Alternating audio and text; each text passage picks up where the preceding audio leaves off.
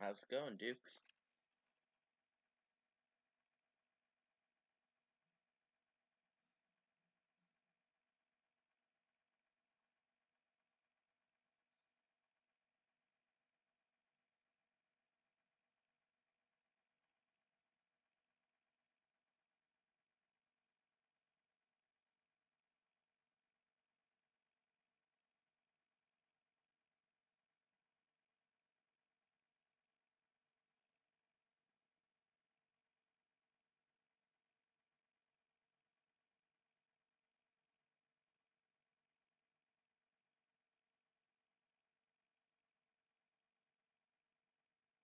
Just trying to get the link going now.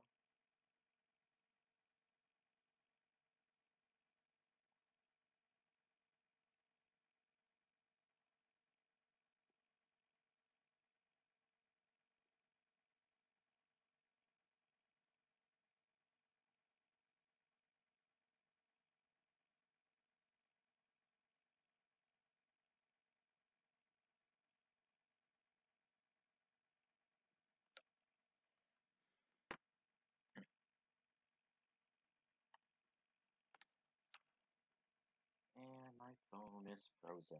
That's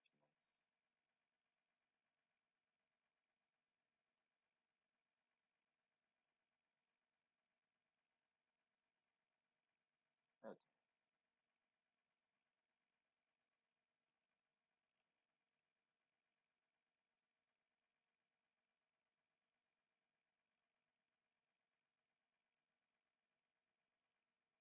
Alright, Twitter, can you just work on my phone so I can tweet out the link?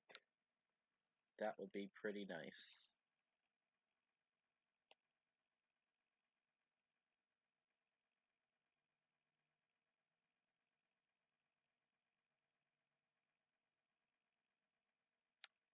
And after that, I can probably just do a few side things while waiting for this stream to start.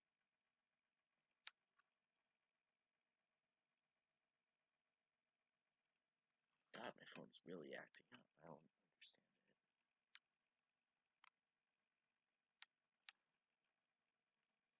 it. Okay, Twitter just like crashed. So there you go.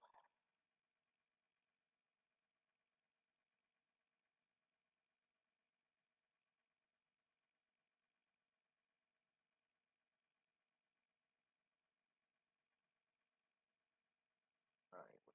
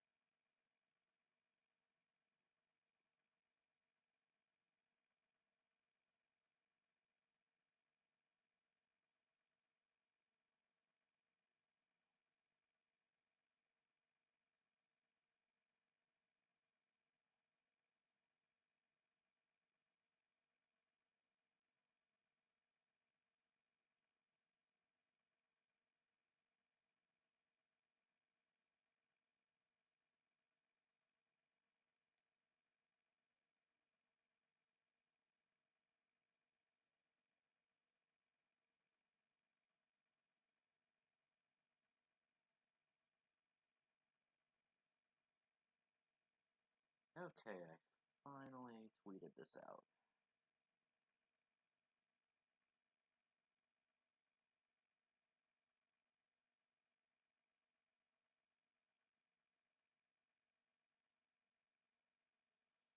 So, let's see, what can I do while I'm waiting? I know, I'll play a Pac-Man game.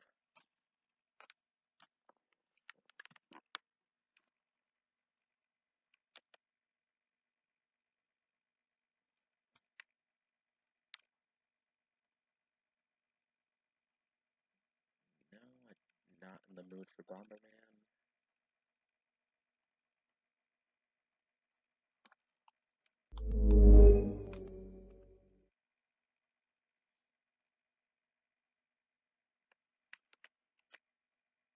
I wonder if anyone is actually playing this game right now because of the Stadia promotion.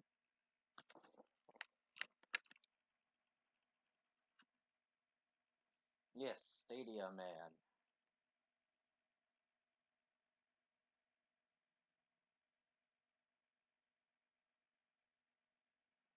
Was it actually?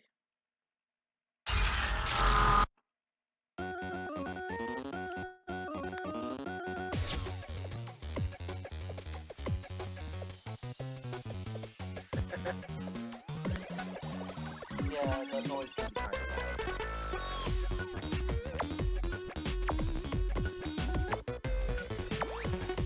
I will admit.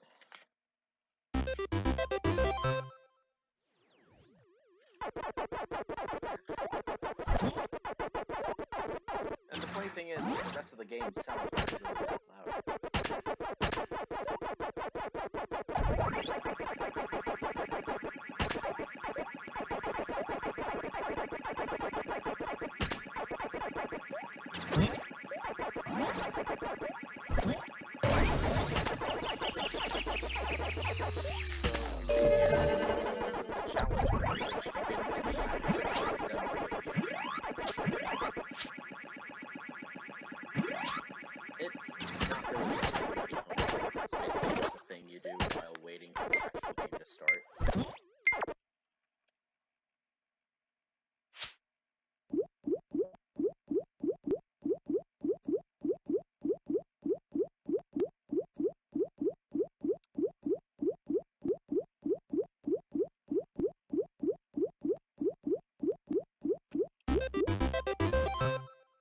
And now we get into the meat of the game, the elimination.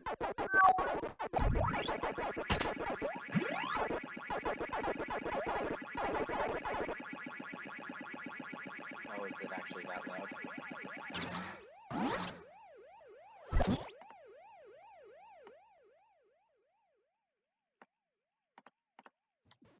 How's this?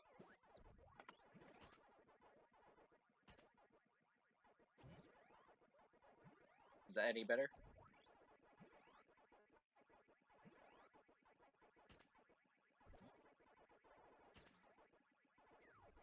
You'll let me know if that's better.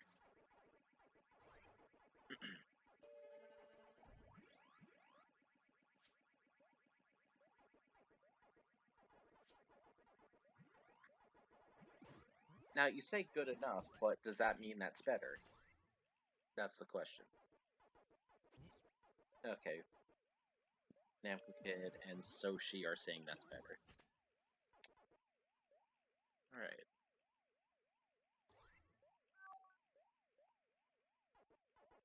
Oh, I don't have any lives yet. Don't have any lives left, is what I mean to say. I should probably focus on the game now.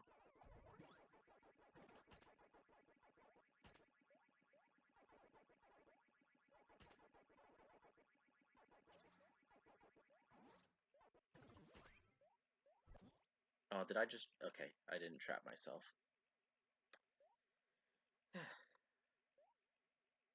So, how are you guys doing? Hanging out? Enjoying life? In pretend lockdown?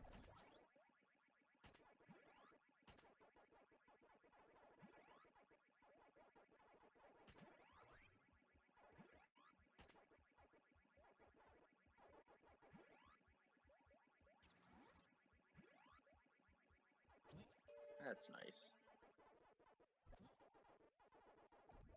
Beepity boopy, it's Android Nina. How's it going, Nina?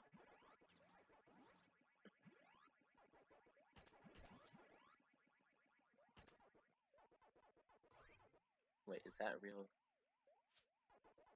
That's not a real person. At least it'll be easy for me to kill them.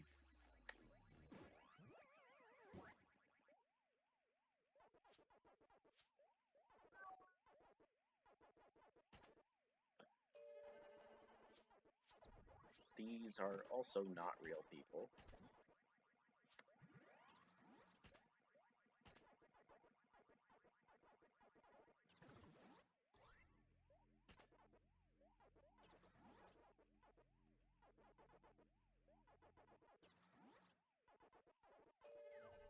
And there's no one here. Okay, it's back.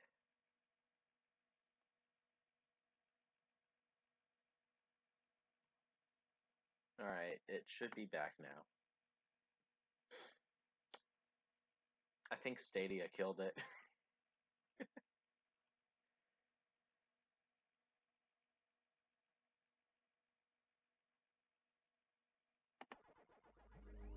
Let's try that again.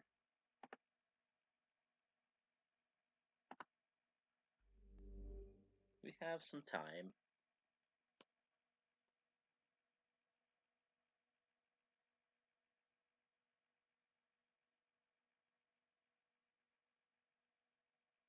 Now you see, I would have won that session if not for the fact that I was playing Stadia.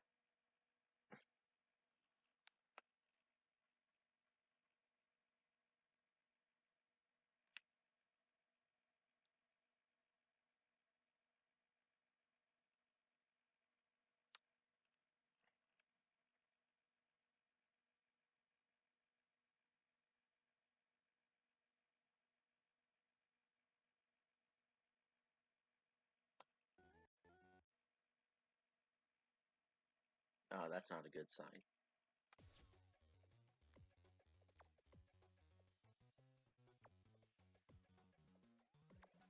Feels good to listen to Pac-Man music during this time? I would imagine.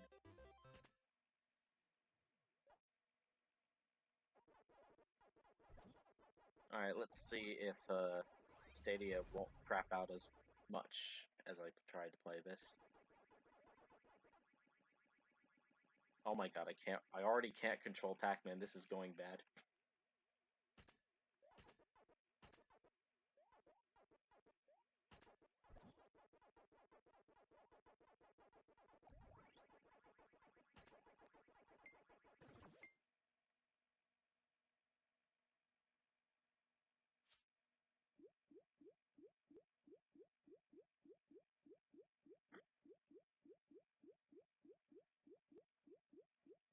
I love Pac-Rainbow.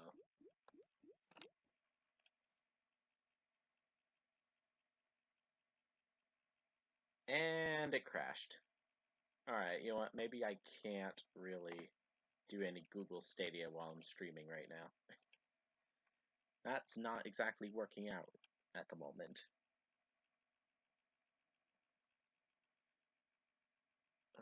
So what can I do right now?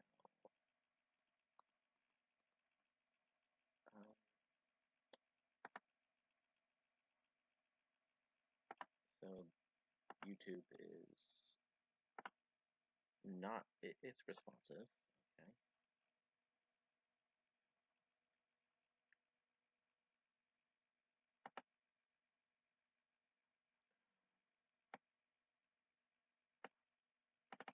Let's see if I've got anything I could just play while waiting here.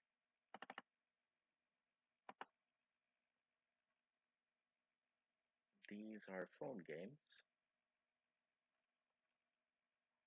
Oh, you know what? Let's do Splatman.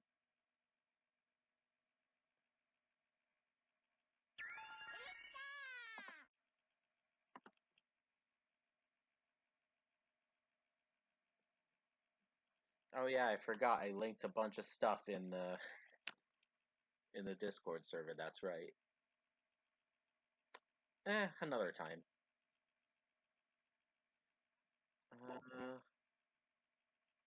Let's see.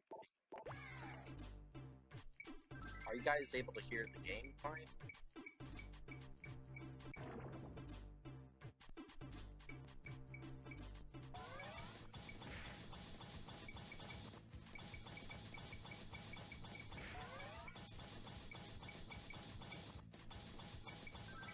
Falling up Splatman's word.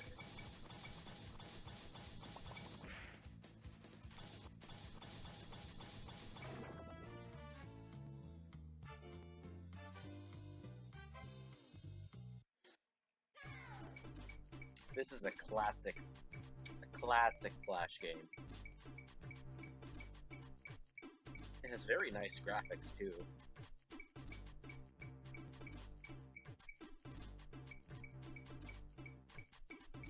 I should try and remake this one for mobile sometime.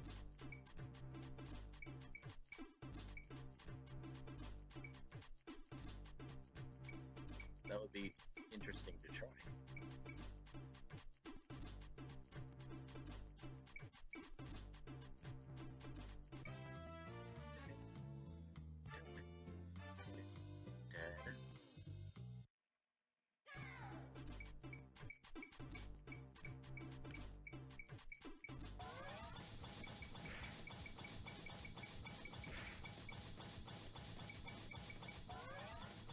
I love this game's take on the power button.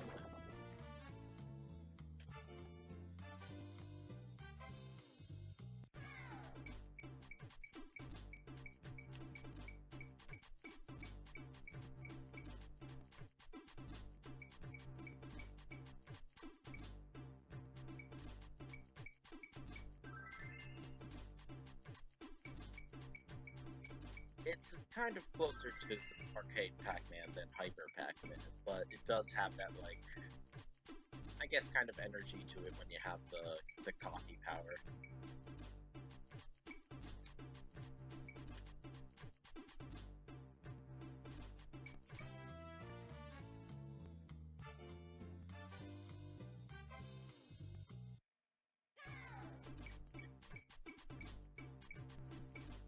I don't think I've ever really beaten this game, though.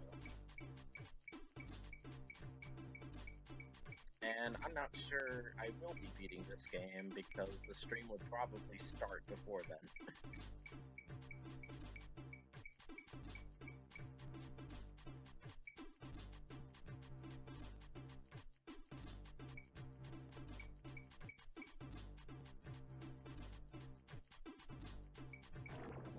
You know what else I should have played? I should have played Pac-Guy.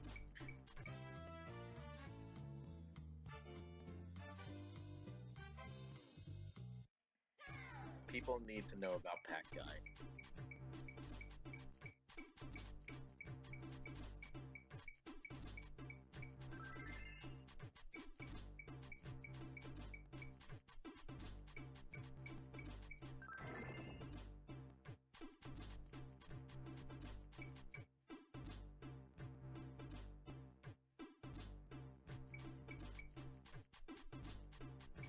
Oh, nope.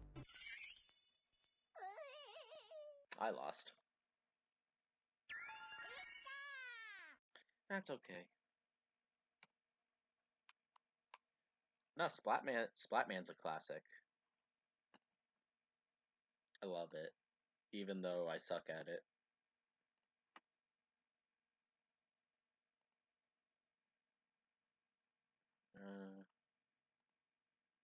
Oh yeah, Tensura X Pac-Man.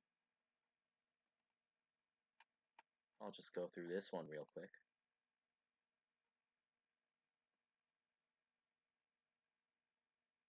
Actually, you know what? That might take too long. That might be a few minutes too long. Let's go back.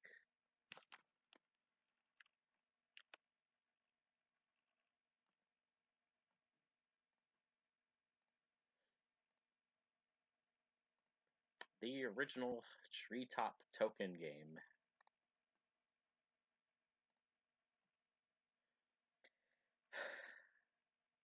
This is going to be pretty bittersweet because this is probably the last time I'm ever going to use Flash in its native habit, in its like native fashion.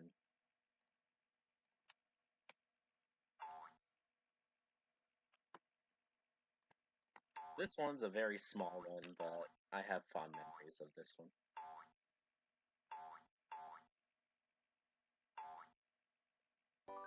And this one I actually did remake a few years ago for Android in 2016.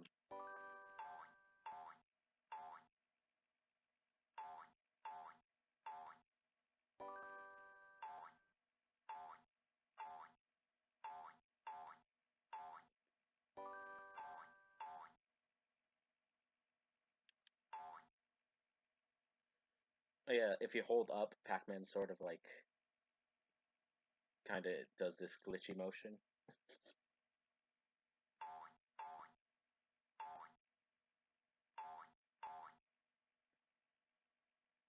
Oh no, I need more energy.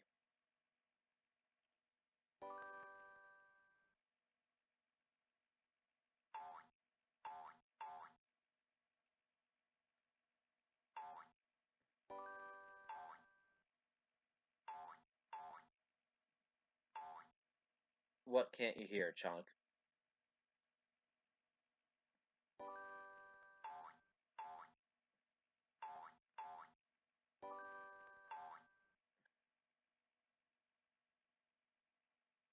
Wait, what? This, the stream as in... Oh, should I, uh... maybe, like, that's like a free thing.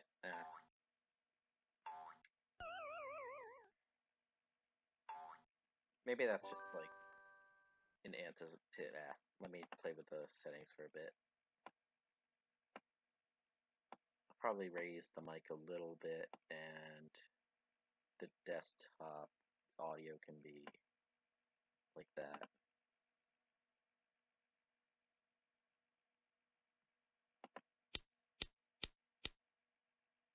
Okay. Right now the stream is just a logo.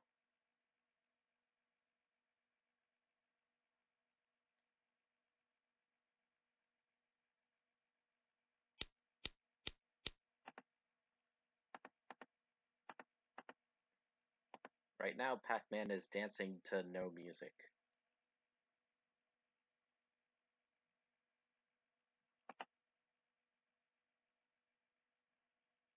Let's refresh it.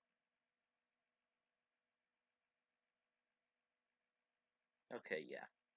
It's a logo.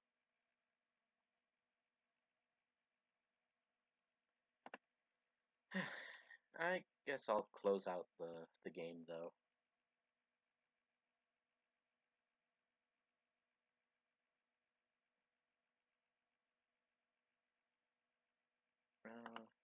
Maybe raise these things a little more.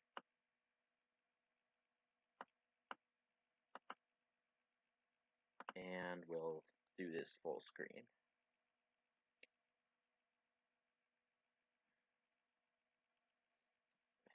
Greetings, Lee.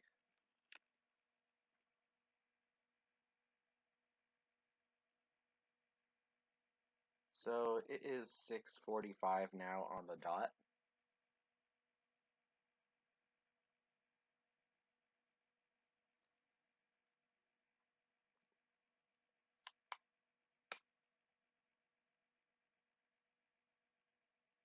And it's buffering. That's nice.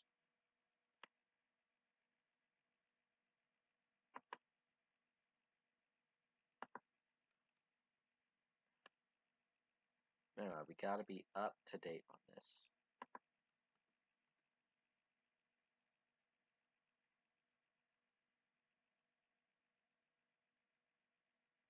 Cool. Oh. Maybe not. I don't know. The internet has been a little spotty lately, so...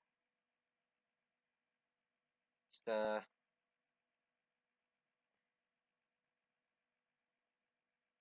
okay, there we go. Yeah, it's saying the show will begin shortly.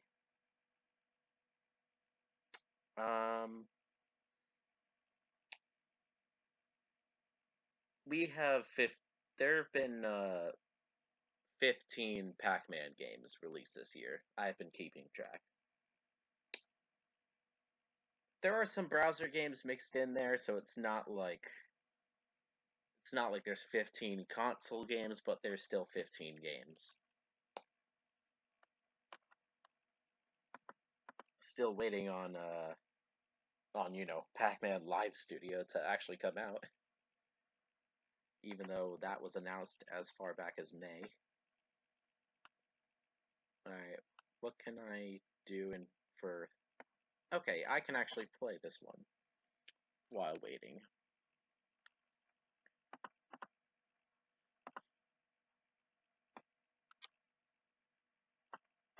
So, like, Tensura X Pac-Man is one of those games that I'm counting that came out this year because, you know, it is a Pac-Man game that came out this year. Came out in June.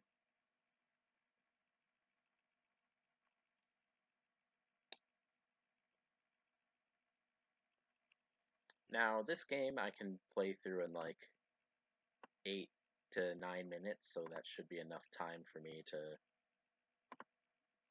take care of the timing for the stream.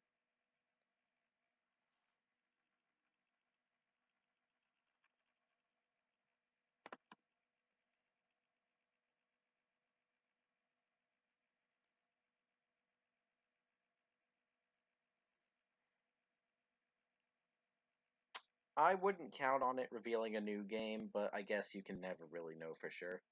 I'm not expecting anything, I'm just here to watch.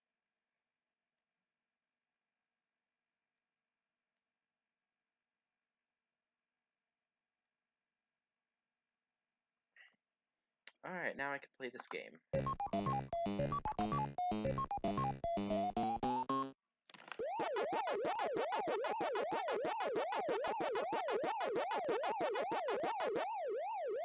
So this is Tensura X Pac-Man.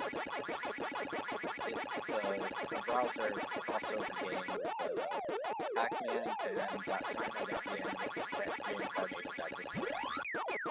That's what it's called.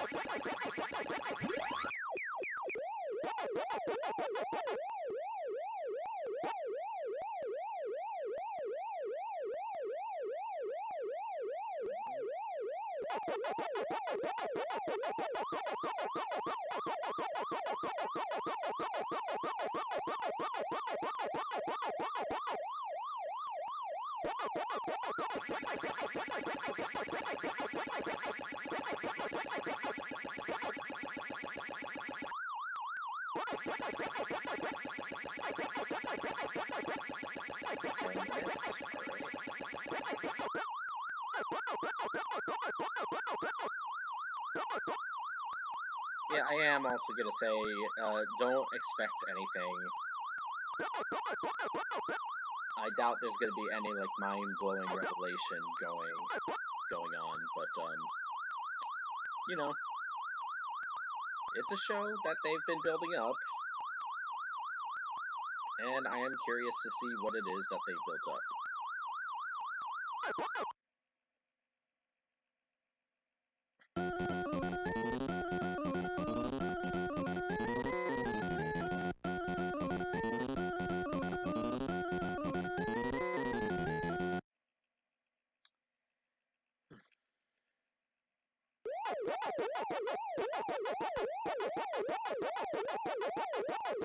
So the funny thing about this chunk is that I'm not actually playing as Pac-Man, but this character is taking on the form of Pac-Man in this game. This is actually the protagonist of the anime of Tensura. But for some reason, he's like, instead of, you know, doing a sprite slide, doing a slide sprite, it's Pac-Man.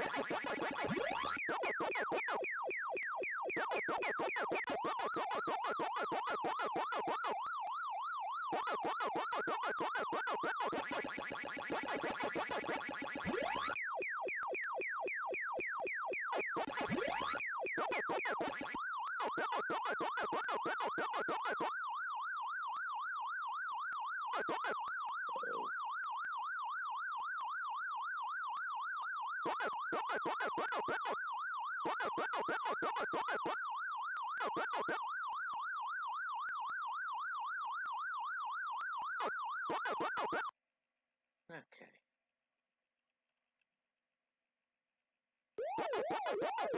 Probably should keep track of the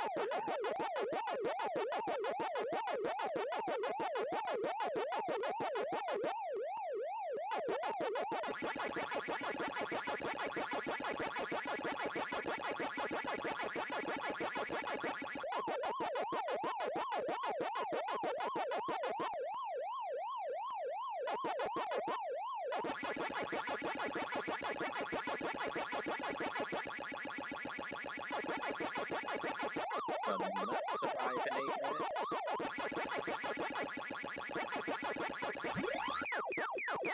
Well, hope that half-burn pizza's still good.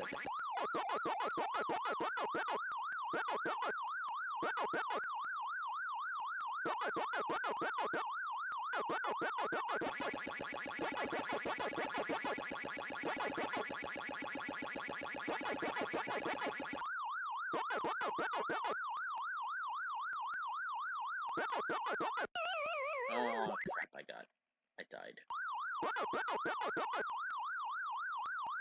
Oh, shoot. That was bad.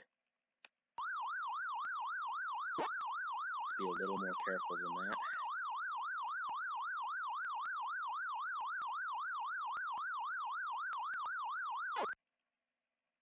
Okay.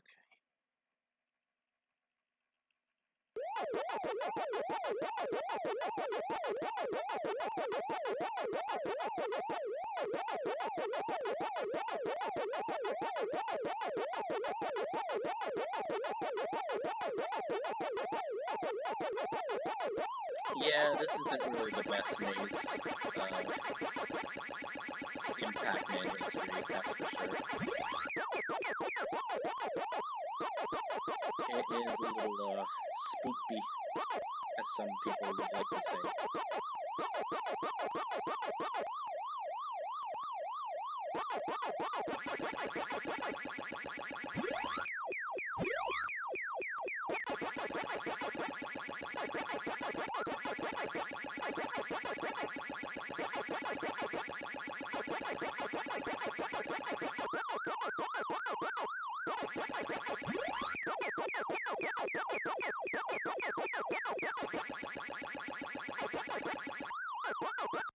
Alright, last level.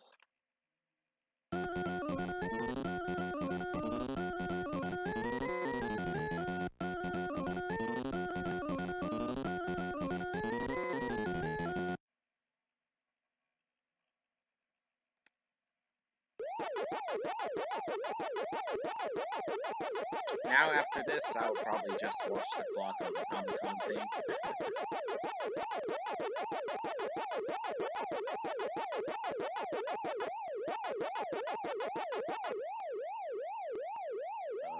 Okay, I did not get cornered. That's good.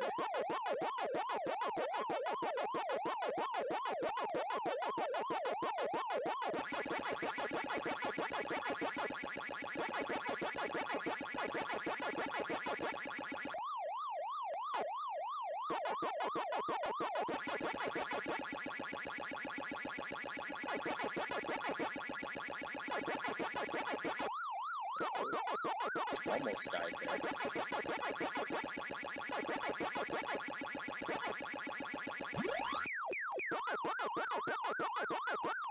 Alright, home stretch.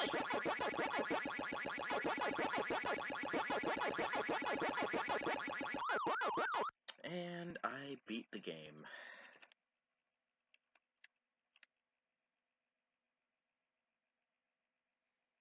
Ta-da!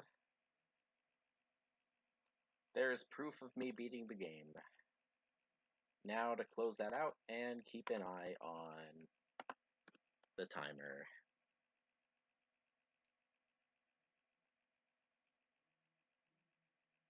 So yeah, that was one of the 15 Pac-Man games that came out this year. Of course, there are bigger ones.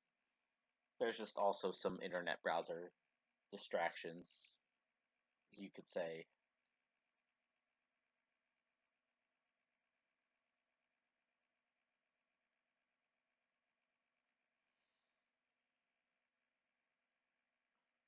And now I'm failing to charge my phone.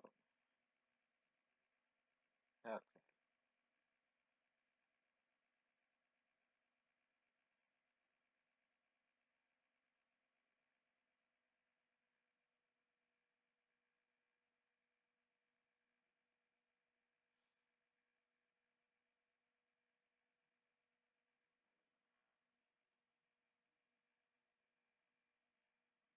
My Discord pings are from various servers that I'm not really that active in. Don't mind them.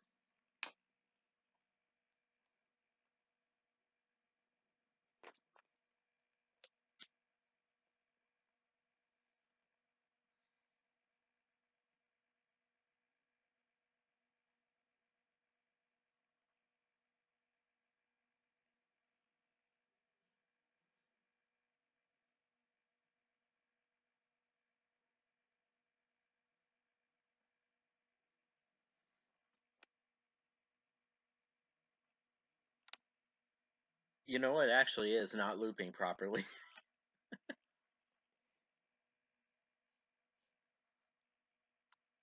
They didn't like duplicate the second frame. That's the problem.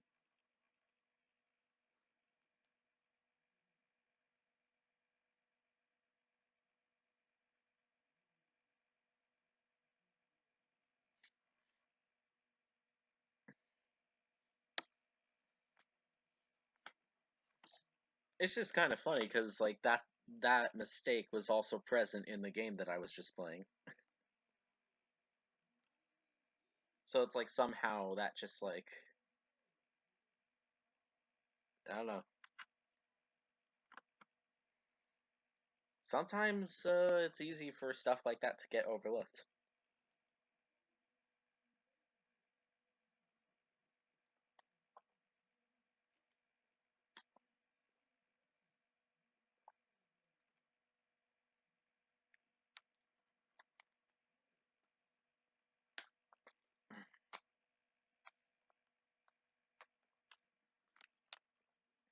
All right, 1 minute. Actually, let me refresh. Maybe I'm a little bit behind. Who knows?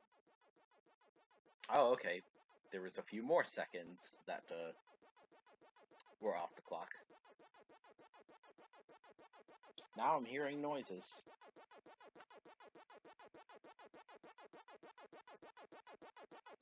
Oh, the dot sound is getting like gradually louder. That's funny. Or at least that's what it sounds like.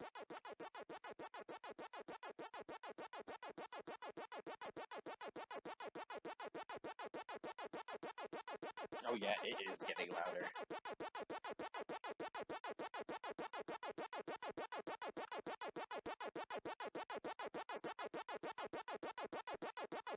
Alright, here we are. Let's see what we've got. Let me make this full screen. I said let me make this full screen. Hope all of you at home are ready for a special night as we look to expand the emerging legacy of the Comic-Con Museum by introducing a second member to the Comic-Con Museum Character Hall of Fame. Opening in 2021, the Comic-Con Museum will create a permanent fixture of the world-renowned convention in San Diego. It will be a spectacle of modern pop culture, a place where people from every walk of life can experience the magic of Comic-Con year-round. Tonight's event wouldn't be possible without support from eBay as well as Bandai Namco, who lent a helping hand in bringing us incredible segments from across the globe, in addition to special guests and much more. We've got a lot of great stuff ahead, and while we wish we could all be celebrating together in person, our hope is to bring the joy of the Comic-Con Museum Character Hall of Fame induction right to your living room. Yeah. Or your laptop, or your phone, or your Xbox, or PlayStation. You know what? You get the idea. We're bringing it all to you. I'm Tony Maceo, and don't worry, I will not be talking for the entire 2 hours, but I will be here to bring you along for what will certainly be a special moment at the beginning of Comic-Con Museum's sure-to-be-storied history. I can't stress enough the astonishing sights and sounds we have planned for y'all, and I appreciate you being here for this illustrious moment. At least this will be better than the Game Awards. Let's pull back a bit and dive into how we got here.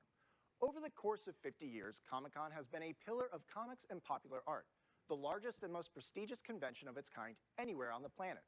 It's a place where art in its many forms and fandom is celebrated, and the excitement phasers are set to fun. Over the years, this summer wonderland in San Diego has expanded to celebrate new and innovative areas of popular art from a variety of entertainment fields. For anyone who has been able to attend, there is absolutely nothing like the wonder of the Comic-Con experience. And of course, we'd all like summer to last forever. I love Comic-Con. And I'm sure if you could, you'd want to live Comic-Con 1,000 times over during the year. But it's hard to boil down the excitement of 50 Although plus I'm a years bit into 5 spoiled days. because That is why the after board of going to directors of places Comic-Con like wanted PAX to and stuff, establish it's kind something of that would hard to not enjoy just the celebrate comics and smaller popular art, conventions the same but bring way. much of the excitement, fun, and education that is Comic-Con to a year-round venue. From this idea came the Comic-Con Museum.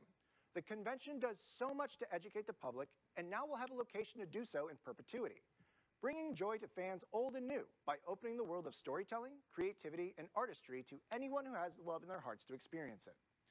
Comic-Con started with comics, film, science fiction, and fantasy, and as popular art has expanded, so too has the event.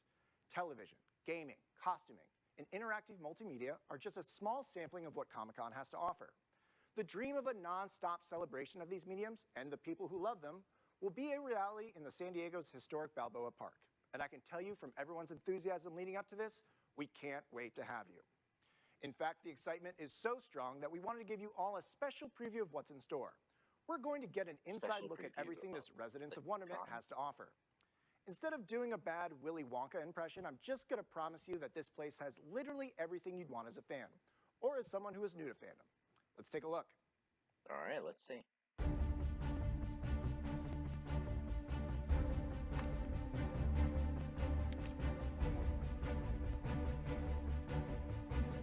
So I guess they're showing their plans for the museum or something.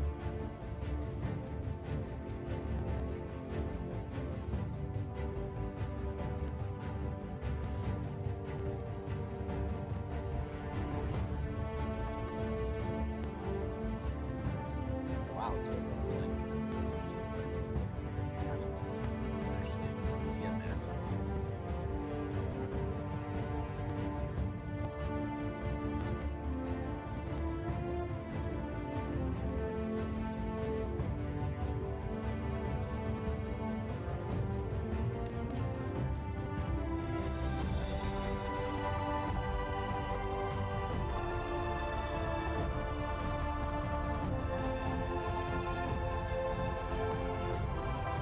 This is a pretty fancy mock-up.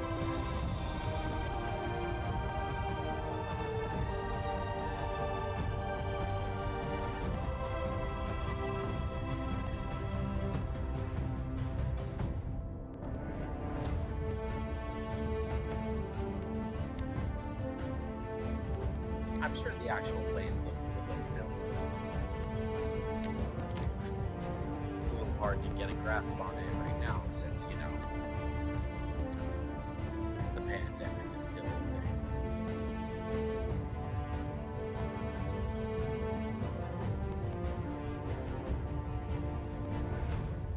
They're all white. As you saw, one of the foundations of the museum is the Comic-Con Museum Character Hall of Fame. A great character can serve as the vehicle for a message of hope, You guys can hear okay, right? or have a lasting impact for those who admire them.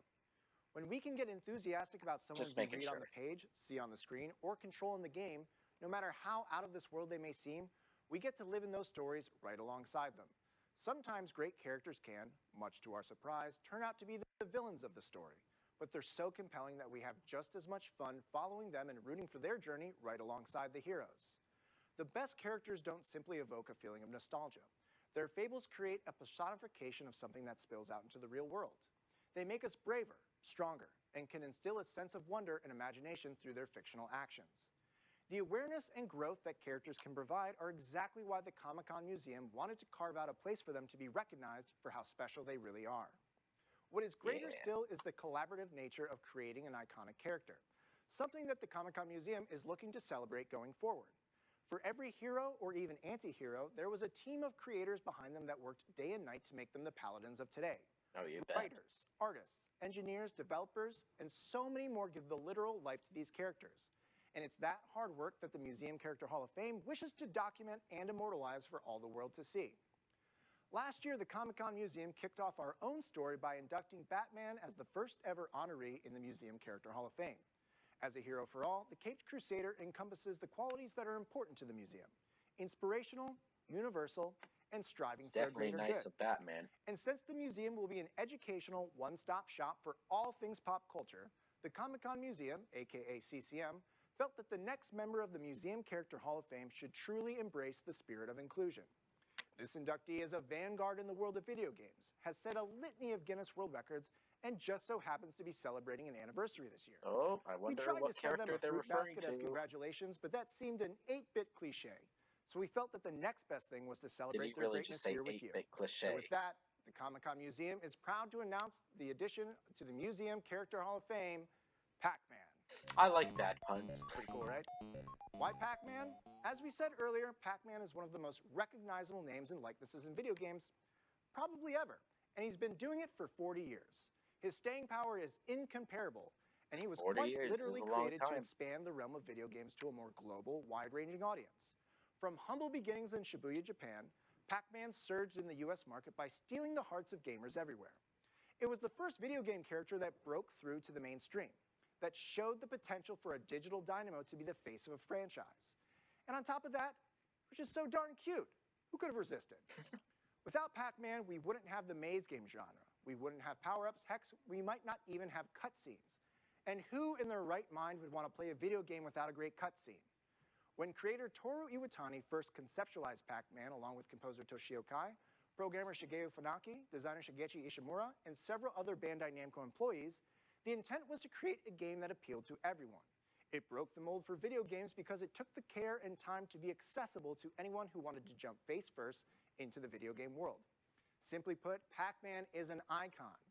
Even if his yellow complexion would suggest that he has several nutrient deficiencies and getting chased by 4 ghosts full-time implies that he might owe them money, you'd be hard-pressed to find anyone who doesn't know who Pac-Man that's the is. conclusion that His you come reach to? and influence are exactly why he's the next perfect member of CCM's Character Hall of Fame. Throughout the night, we'll take a deeper look at the history of Pac-Man, hear from the prodigies that helped bring him to life, feature the creators who are taking Pac-Man to the next level, all while exploring the influence of the brand on the global stage, and galvanizing Pac-Man's legacy as one of the all-time greats. Just tuning into the induction in the first place is a great show of support for the Comic-Con Museum, but there are actually a lot of other ways to lend a helping hand. You can be a part of history by becoming a charter member of the museum. It's an opportunity to help Comic-Con's most ambitious project yet, and a personal contribution by you can grow this into the megastar we all know it can be. That's right, you can be a hero by helping to write the first chapter in the Comic-Con Museum story. Donations and gifts will be going directly to the creation of the museum. Okay, donations. What sort of a world are you helping to build? One that celebrates anything and everything related to pop culture and entertainment, fostering an environment that welcomes all, while introducing the charm of Comic-Con to comic book veterans and newbies alike. Fan support is the backbone of pop culture and the defining characteristic that makes it so unique, exceptional, and extraordinary.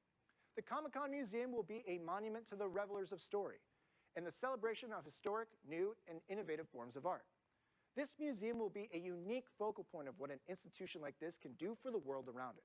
A full-fledged, one-of-a-kind experience that will create a history of all its own.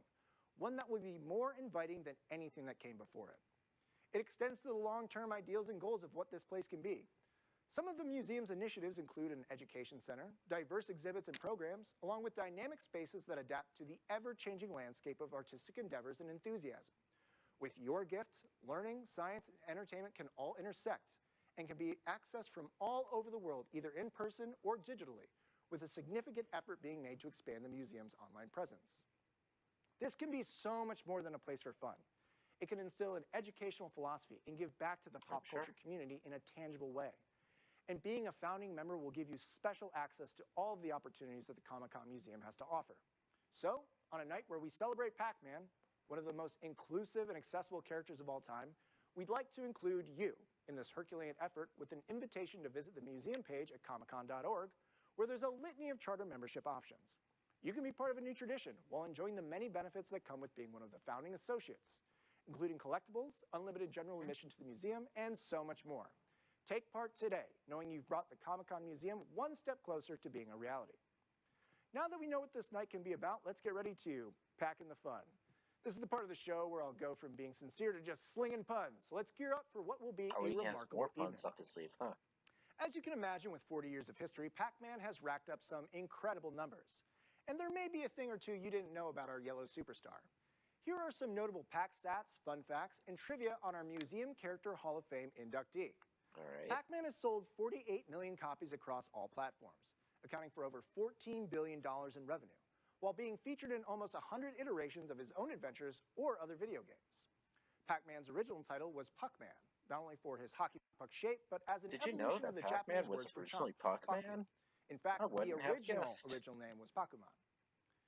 Did you know that live-action versions of the arcade have been played all over North America, including the largest ever version in New York called Pac-Manhattan, as well as Pac-Man taking place in Vancouver, Canada? They actually mentioned Pac-Man. And despite appearing to be the same size, Pac-Man is actually smaller than the four ghosts by exactly 1 pixel.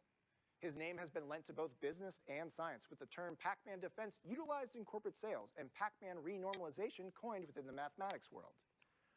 While the Comic-Con Museum is coming in 2021, Pac-Man has already dipped his metaphorical toes in the museum waters. He's been featured on his own as part of a collection at the Smithsonian, New York's Museum of Modern Art, Tokyo's 331 Arts Chiyoda, and this year, artist Sebastian Masuda also created his own take with Primal Pop Pac-Man Mix. And at 1 calorie per dot, 5 calories per energizer, there have been 200 quadrillion calories consumed by Pac-Man across the 40-year history of the game. So, I may have made this last one up, but seems pretty legit, right? All of this info is wildly impressive, but ultimately the real numbers we care about are from you, the folks who love Pac-Man. We got questions, and we hope that you have answers. We dropped some Pac polls for people to check out and weigh in on. As you can see from our magnificent big board here, some of our questions include, what is the best color of Ghost? What is the most delicious Pac-Man fruit? And what is your favorite Pac-Man movie cameo? We got more great questions to go along with that, so make sure to head to the Comic-Con Museum's Twitter, Facebook, and Instagram accounts to let your digital voice be heard. We're going to add a question about what tie I should wear for the show before realizing I don't know a trivia thing. Moving on. Now, every hero has their origin story, and not all heroes eat snack pellets. And we would be remiss if we didn't include the man responsible for the creation of Pac-Man, Toru Iwatani. We got a chance to catch up with him for this 40th anniversary celebration and discuss the ideas that informed his design strategy, the early days of video game development, and the infancy of Pac-Man that would go on to change the industry forever. All right, we got a presentation. 当時は、第二次オイルショックですかね。非常にちょっと不景気な時代で、会社就職活動も厳しい状況だったんですね。会社案内が本になってたんですけれども、そこに遊びをクリエイトするというふうに書いてあったんですね。で、私が学生時代あまり成績が良くないので、遊びならばどうにか仕事に就けるだろうという思いで入社したのが、ナムコという会社名ではなくて、中村製作所っていう大田区にある町工場みたいな名前だったんですね、社名が。入社が決まった時に、私の兄のアキラが、これを読んどけと渡された本があったんですね。でそれがロジエ・カイワの遊びと人間という本で、遊びについて書かれた本なんですね。で、それからその遊びっていう言葉をこれから追求していくんだという意識が湧きまして、本来人間は遊ぶ動物であるというようなことをヨハン・ホイジンガがホモ・ルーレンスという本の中で述べてるんですね。でその述べてる内容を中村雅也氏が非常に会社の中でも啓蒙しようとしていたところがありましたので、兄から与えられたロジエ・カイワの遊びと人間という本と合致して、私はこれを開発のみんなに配った方がいいと、遊びと人間という本をみんなで読もうじゃないかということを上司に提案したりということをしてました。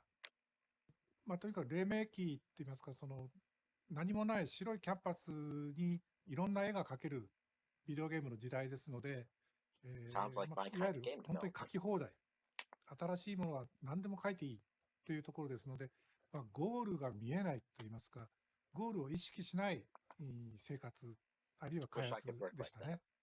で当時私はピンボールを作りたかったので、フリッパーピンボールが作れる会社だと思ってたんですけれども、会社に入った時に聞いたら、うちではフリッパーピンボールは作ってないよと言われて、ガーンとなって、つまりあまり調査しないで会社を決めたっていうところですね。ナムコが最初に作ったビデオゲーム GB っていうゲーム機があるんですけども、これはピンボールとブレイクアウト、ブロック崩しを合わせたようなゲームなんですけれども、ボールを弾き返すだけなんですね。で、このゲームは多分今の人たちが見れば、これはもう1週間で作れるよと。プログラム簡単だねっていうふうに多分なると思うんですね。ところが、やはりその当時の技術であるとか、いろいろなその準備であるとかってやりますと、やっぱり1年かかるんですね。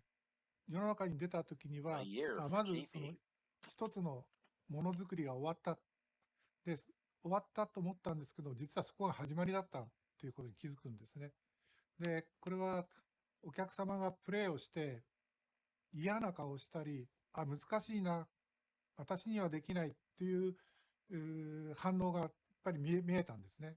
で、その時に、自分はなんか良かれと思ったものが世の中に受け入れられないっていうことを初めてこう叩きつけられるわけですね。で、これが非常にショックだったんですね。ビデオゲーム第1号機の GB、私の最初のゲーム機なんですけども、難しすぎてあまり人気が出なくて失敗したんです。で、この失敗を次のゲーム機に必ず生かそうというふうに思ったわけで、そういう意味で、ちょっと失敗してよかったかなというふうに思ってます。1979年、に開発を始めて、パックマンは1980年に、世の中に出るんですけども、1979年の頃は、いわゆるゲームセンター、アーケードゲームセンターに行くと、男性が、エイリアンを殺せという形で、シューティングのゲームをしたり、レースゲームをしたりしていて、男の遊び場だったんですよ。もうむさ苦しいっていうか、もう汚い、臭い、暗いという感じで、もう 3K のその遊び場だったんですね。で、これではダメだなって、やっぱりその当時ですね、ラスベガスなりのカジノの情景がこうテレビとかでこう見ると、こう華やかで綺麗で、女性たちもドレスを着てこういる情景がこう頭にありましたので、ゲームセンターもやっぱり女性が来て、それでカップルも来てキャーキャー言いながら遊ぶ場がやっぱり未来があるだろうな。で、ゲーム場が明るくなって、で女性たちも来ればトイレもきれいになって、それでますますこう華やかになっていくだろうな。子どもたちでもできる、あるいは年配の人たちでもできるっていうことにもやっぱり範囲を広げて開発していきまして、それで会社の中ですね、要するに開発部門の中で、ある程度出来上がったものを試しにプレイをする様子があるわけですね。で、その様子を見て、結構女性たちも苦になくこう、プレイをしてると。で、あるいは楽しそうにプレイをしてるということで、まずは大丈夫だろうなというふうに思いました。で、次にロケーションテストといいまして、開発の途中段階、だいたい70%、80% ぐらいできた段階で、実際の、ゲームセンターに置いて、こっそりとテストするんですね。で、それがロケーションテストといいまして、で、開発の中では大きな儀式なんですね。ここで反応が悪い場合は、ボツになったり、あるいは大きく修正したりします。そういう意味で、ロケーションテストで実際にお客さんがついてくれるだろうか、ついてこれるだろうか、楽しんでくれるだろうかっていうことはドキドキしながらセットして、朝10時からお客さんを待ってるわけですね。で、我々、開発部員は気づかれないようにこうメモを取りながらプレイの様子をこう見てるわけなんですけども、その時に女性が本当に何これという形でプレイをしてくれて、でプレイ中ももうキャーキャー言いながら、要するにゴーストに追っかけられるとすごいキャーキャー言いながら逃げるんですけども、それも何ていうか楽しみながらキャーキャー言って逃げている。そういう意味でこれはコンセプトとして当たったな、ちゃんと受け入れられたなということで、狙い通り遊んでるなという形で、その時は嬉しかったですね。Mr. Iwatani's story is just too good for one segment, so we'll have more to come from the legendary creator as the night progresses. Don't blinky, or you just might miss it. Okay, so yeah, that wasn't. I'd feel a lot worse that about wasn't doing the these Game dad Awards jokes video. if Pac-Man wasn't turning 40.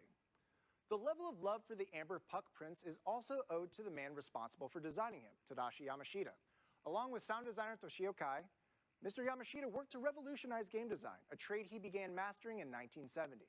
He's worked on in numerous games, including classics like Galaga, F1, Galaxian, and Pole Position, and lent his talents to Pac-Man properties Super Pac-Man, Pac-and-Pal, and Pac-Land.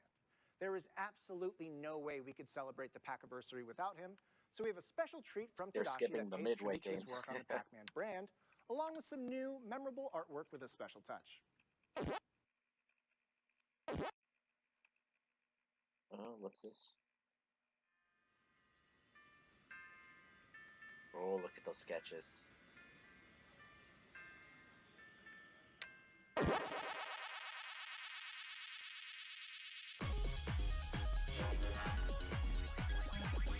Oh, this is the character designer.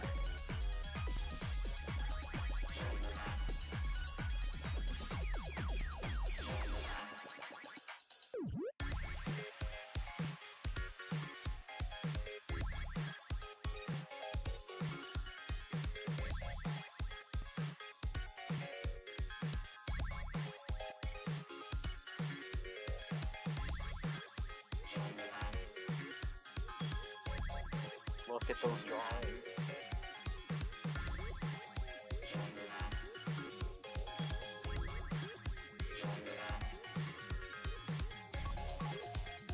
Oh, that looks clean.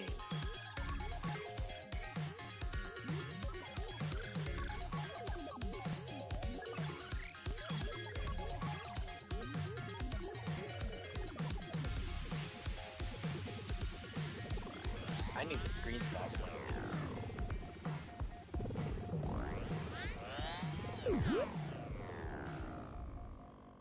Be Pactive. 40年前、新しいビデオゲームができたんで、デザインをお願いしますということで、企画者の岩谷さんのところに店にもらいに行ってきたんですよね。画面を見る So と、 this guy is responsible 皆さんご for 存 the 知だと思うん design. ですけど、黄色い円筒が上下左右動き回ってて、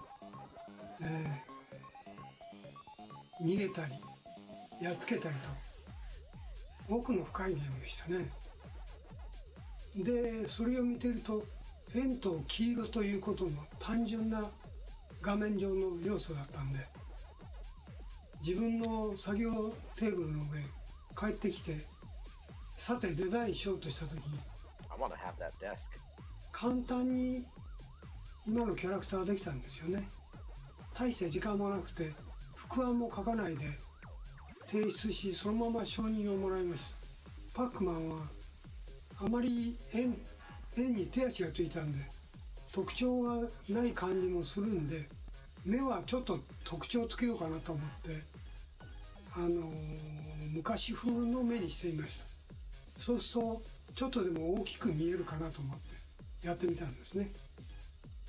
で私なりにちょっと凝ったところがありまして、誰も気づいてくれないんで40周年を記念して今言いますけど、目は画面上のパックマンをそのままちょっと縦に引き伸ばしたような感じで作ってみたんですよね。 Oh yeah. で誰か指摘するかなと思ってやってみたんですが、誰も何にも言わないんでそのまま現状まで来たんですが、今40周年ということでちょっと告白してみました。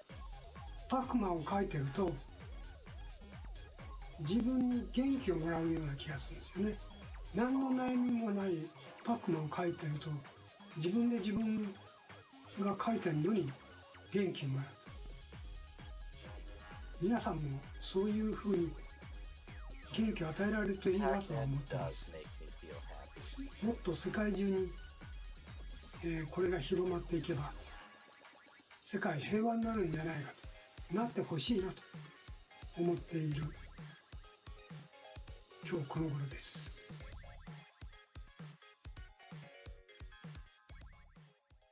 I want to go see those artworks.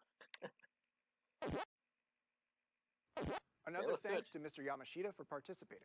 The way that Tadashi was able to incorporate so many different elements from outside the video game universe into his work is further proof of the wider pop culture influence that characters can have. These are things, when tied together, can create personal meaning and a greater appreciation for the breadth of people this art can represent and bring into the fold. It's the perfect analogy for the Comic-Con Museum, celebrating every facet of what goes into the creation of pop culture history. The arts, crucial, fun, and a great way to make events like this more extravagant.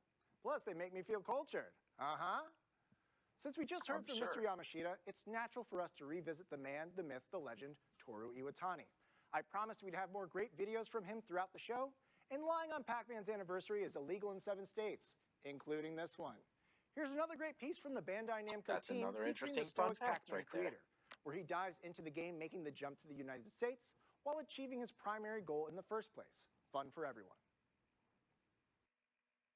1980年にパックマンは国内でリリースされて、 They did a そ bunch の of 後 these. 秋ですね、11月にアメリカのゲームショーですね、ゲーム業界の団体のショーがありまして、そこで発表してますので、実際にアメリカ版が製造販売されたのは翌年の81年になりますね。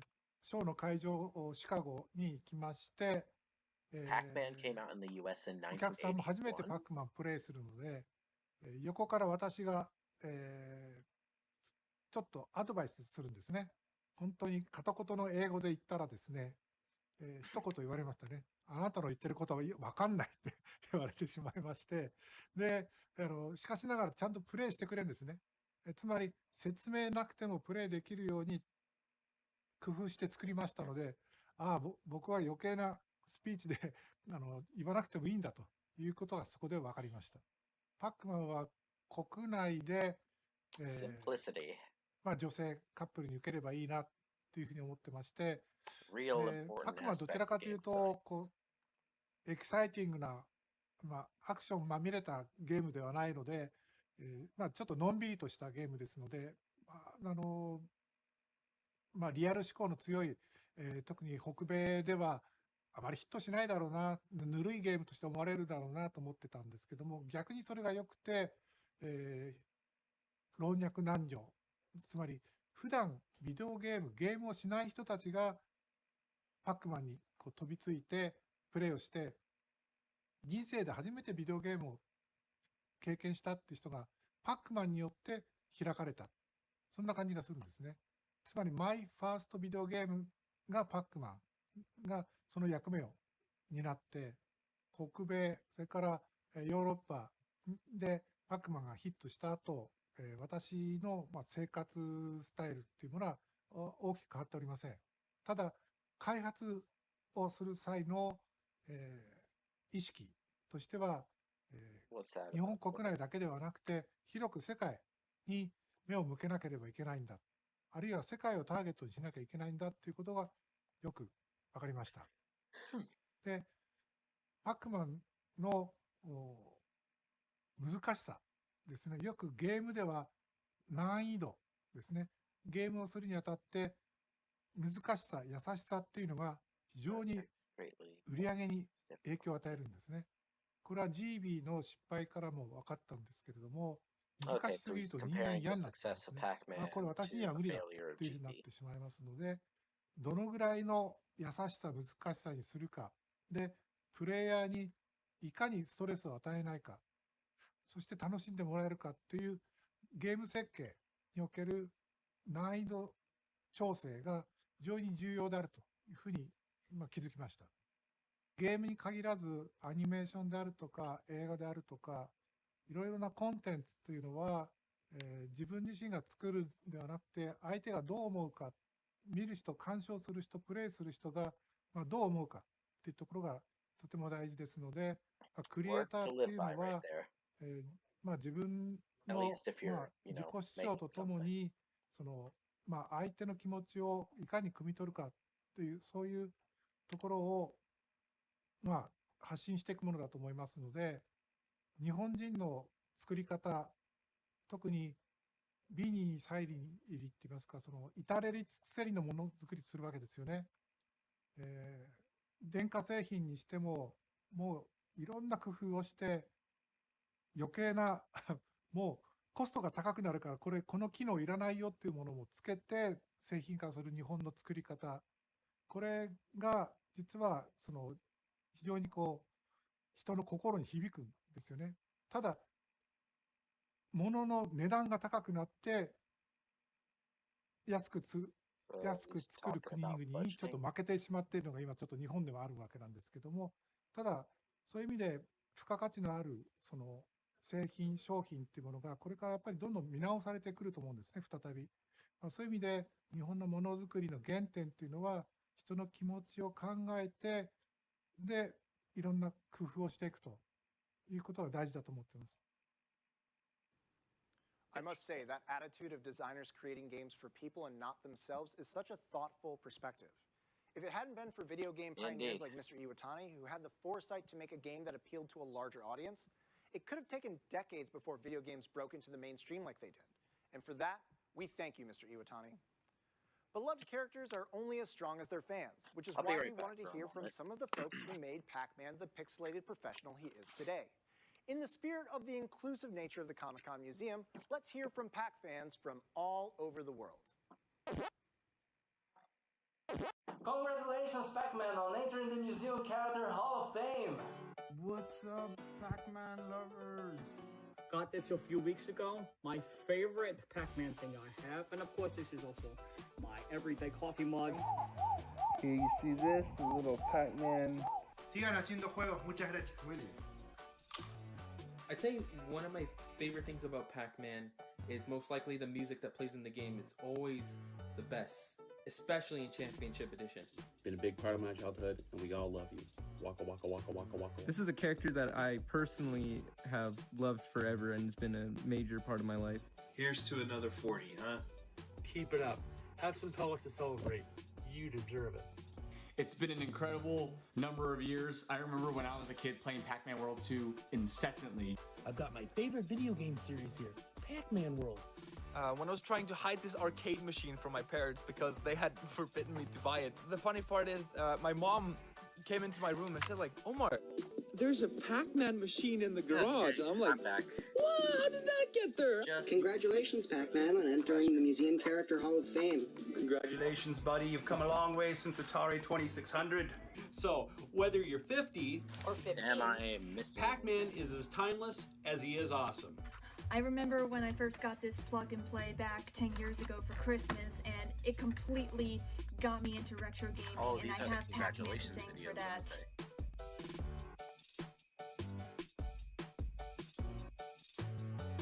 I love you, and I love the ghosts, and I love your games, and I'm proud to be a fan of Pac-Man. Congratulations, Pac-Man, on entering the Museum Character Hall of Fame. I've been a huge fan of yours my whole life. Happy 40th anniversary. Congratulations, Pac-Man. I really wanted to submit something for this, but like I had no idea what I wanted to say, and I wanted to like be kind of clever. I've been a lifelong fan of your series, and really you've inspired me that, to become both a pixel artist and a computer programmer. So, here's one to you, buddy. It's good.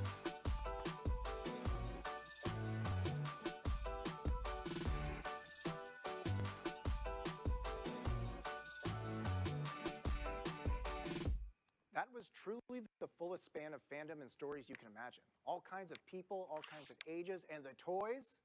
Some of those folks had some very impressive setups. It's that sort of love for Pac-Man that was instrumental to his induction into the Museum Character Hall of Fame tonight. Submitted something. And we love getting the chance to highlight those wonderful fanatics with you at home. We've joked around quite a bit, so maybe it's time to get academic. Since his departure from the video game world, Toru Iwatani has carved out quite a nice corner educating students about gaming structure and character design all over Japan. He talks about that transition into scholastics, lessons on character creation, and how games can now influence the real world. やっぱりゲームの中で動かしているものっていうのはプレイヤーが動かしているキャラクターっていうのは主人公なんですね。やっぱぱり自分が投影されたものですので、ゲームの中でキャラクターが痛い目に遭うと、やっぱり嫌だなっていうふうに痛みも感じるわけですね。そういう意味で、感情移入ができるようなキャラクター作りっていうのはとても大事だと思うんです。シンプルな、ゲームルールで、誰でもが分かりやすいということと、それから、コントローラーが上下左右の4方向を動かすだけですので、非常に、プレイがしやすい。で、誰でもができる操作感ということと、それから可愛いキャラクターですね。憎めないゴースト、それからパックマンの関係性っていうのは、トムとジェリー、トム&ジェリーみたいに仲良く喧嘩しなということで、殺し合いではない、非常に女性とか子供さんとかに親和性の高い、心に優しい、キャラクターということで、40年間、続いたんだなというふうに思っています。ナムコはですね、開発の人たちを、いろいろな教育機関に、派遣するといいますか、特別講師でゲームを教えに行ってたんです。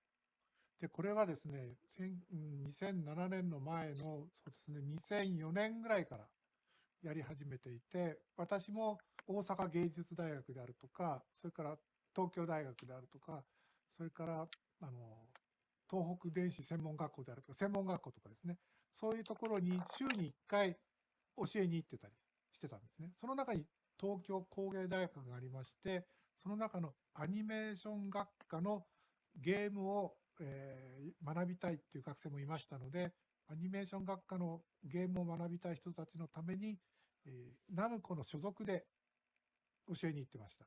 そういう意味で、大学で若い人たちに教えるのもいいなというふうに思っていたときに、大学の方でアニメーション学科、漫画学科の次にゲーム学科も作りたいということで、大学の方で働いてくれないかっていうお誘いがありましたので、そこで大学で教えるのもいいなと。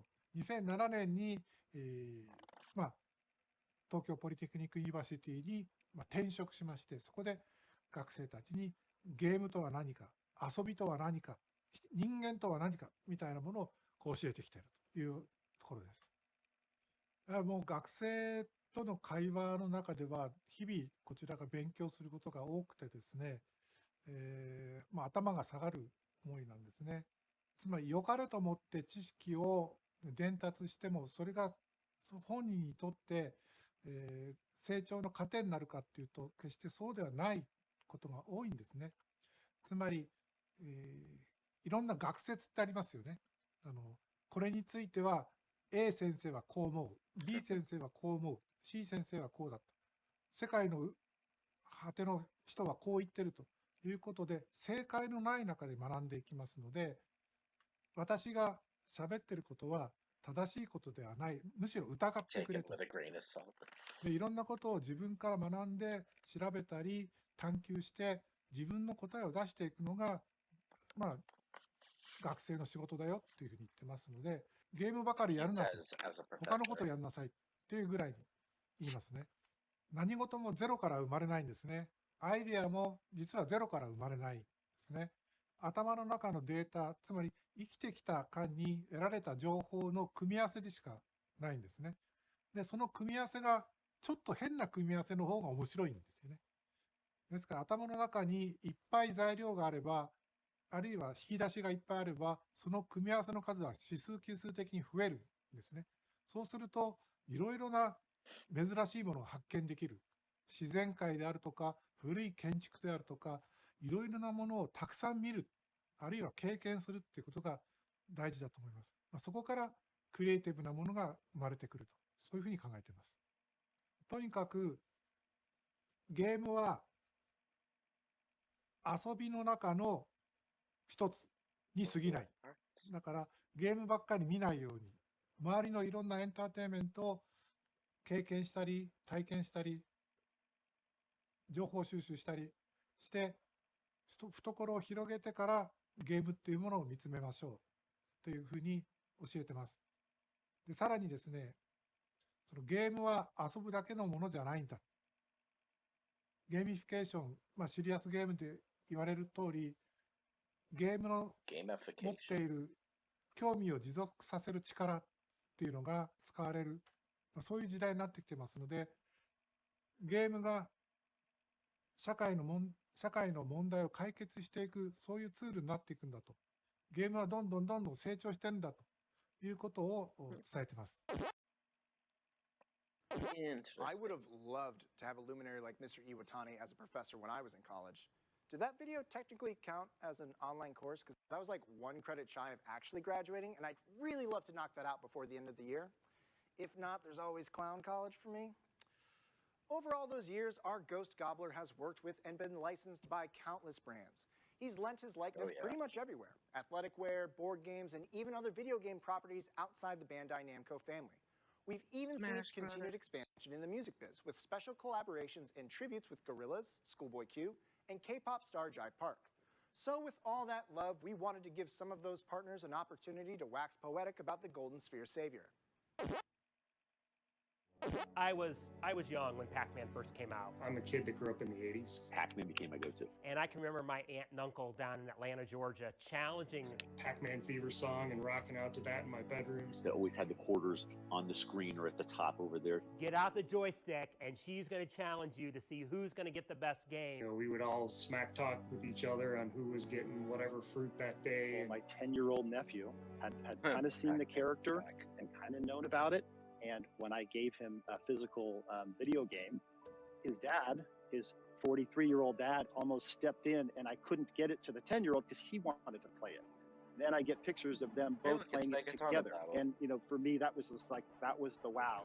And they're both Giants fans. So it's like, it's this full circle of generational approach that just gets it. The evolution of our relationship with Pac-Man and, you know, ultimately Bandai Namco, you know, it came about pretty organically in terms of starting a conversation. You know, two organizations that were looking to be creative, looking to be innovative, and play to our strengths. Just the fact that Pac-Man, what he's all about, it's all about staying active and having fun and movement and you know, that drive for activity and wellness. That is something that, you know, we strive for here in the Giants organization, and the vision we had for taking over the city and taking over Oracle Park here. We had to pivot to a virtual format, but it's okay. You know, we did it, and again, we made it real for our fans and consumers, and they had an appetite for it, and we were able to quench that and hopefully be able to deliver more into the future.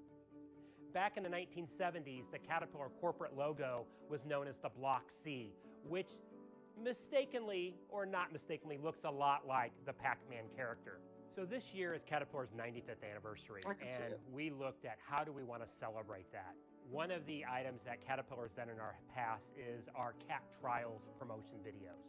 So we wanted to bring those back after having mothballed them about 6 years ago. When we looked at that, one of the things we wanted to do was talk about automation in our product and remote control product. So we concepted and we said, hey, let's create a maze we can drive our remote control product through. And what's the most iconic maze? Pac-Man. So we partnered with Bandai Namco to be able to utilize the Pac-Man brand and actually create a larger-than-life Pac-Man in real life, like, do people in just, dirt, are people which just was a little bit of a different thing for Bandai, but they were really excited about helping us bring it to life. The reason that it was important for us to partner with Pac-Man is that when we first came up with the idea of Arcade 1-Up, the idea was, how do we take arcade machines and simplify them and bring them at home for a nominal amount of money, but give a similar type of experience that you had in the arcade. And all of that always goes with content being first, right? So for us, we knew from the very get-go, we must have Pac-Man. It was an absolute must for us. We call him around our place the Big Yellow Dude. And the Big Yellow Dude has been a big halo for us. The Big Yellow Dude. You know, it basically runs across our entire gamut of products. And if you look at our product range and you look at what we do, in every one of our machines that is a Namco-related machine, Pac-Man obviously takes the front seat to that. In fact, you know, you keep saying the word legacy, and I love that name, because when we first started, Pac-Man was in our first initial lineup of our six arcade machines that we released, and that was in fall of 2018. And as we've come forward almost 2.5 years, going into 2021, I can tell you one of our key items is called the Legacy line. And the Legacy line features Pac-Man in its forefront. And I can tell you that it has started and has always continued to be the #1 draw in the entire category. Our relationship with Pac-Man began. You know, I just realized that the captions are automatically generated. When we're looking at partnering with brands, authenticity. I guess that's why there's some like mistakes we always in there look through that lens of authenticity. And besides having two amazing milestones of a 100-year anniversary and a 40-year anniversary, really kind of looked at this as Champion's a pioneer in the space of athletic apparel. Pac-Man's a pioneer in video games, and what's kind of cool is what's happening now in the world is these two worlds have collided, that were separate and diverse are now becoming one and the same with the explosion of esports. And so kind of going back to the roots of iconic athletic apparel brand and an iconic video game brand and bringing them together at this time when esports is exploding. Pretty amazing opportunity to really explore that space. And we really see this as just an evolution of what sport is in America and around the world, of this evolution of an expansion of the field of play. And while we used to go out onto baseball diamonds and basketball courts, it's now it's a visual, digital, virtual world, and Pac-Man was really at the forefront. Congratulations, Pac-Man, on getting to 40 years and still being culturally relevant today as you were 40 years ago. You're an iconic character that truly transcends generations. Keep telling your story, keep on moving. We hope to see you circling the bases here at Oracle Park. If you're ever in town and want to catch a game, please let us know. We want to congratulate you guys. It has been an amazing experience partnering with you guys. We are so appreciative of the two. Oh no, don't do that, but to me right now.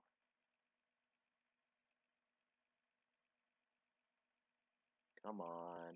Brands coming together. And along with bringing many, many smiles to many, many consumers' faces around the world. And so the last thing I want to say is to the big yellow guy and to everybody over at Bandai, a huge congratulations from the team at Tastemakers and Arcade who went up to you to being invoked into the Comic-Con Character Hall of Fame. Awesome. Way to go, guys. And you rock to another 40 years.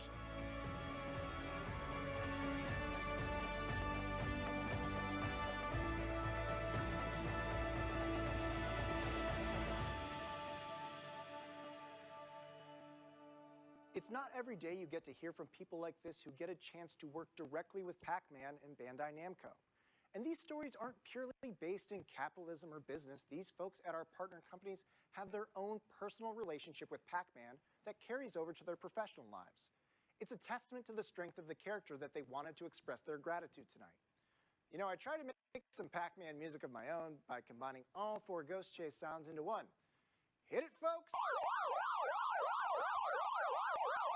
That was actually the worst sound ever created. I finally made my mark on history. Congratulations. This event wouldn't have been possible without our biggest sponsor, eBay. The marketplace has connected enthusiasts and collectors with sellers around the world for over 25 years. And it's a one-stop shop for everything Pac-Man, from ultra-rare arcade games to collectible merch and more. Shop for the best deals or sell for cash right from your phone. eBay was kind enough to share some Pac facts of their own from their years of data on their platform. Let's take a look at what they got. All right, eBay, what do you have?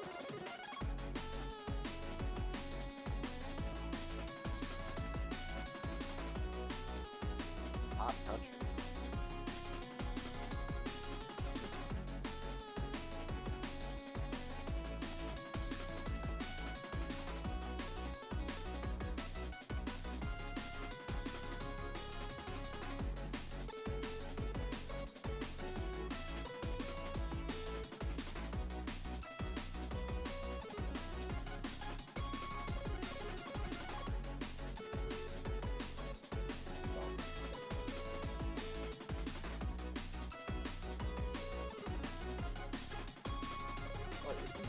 They just regularly go for?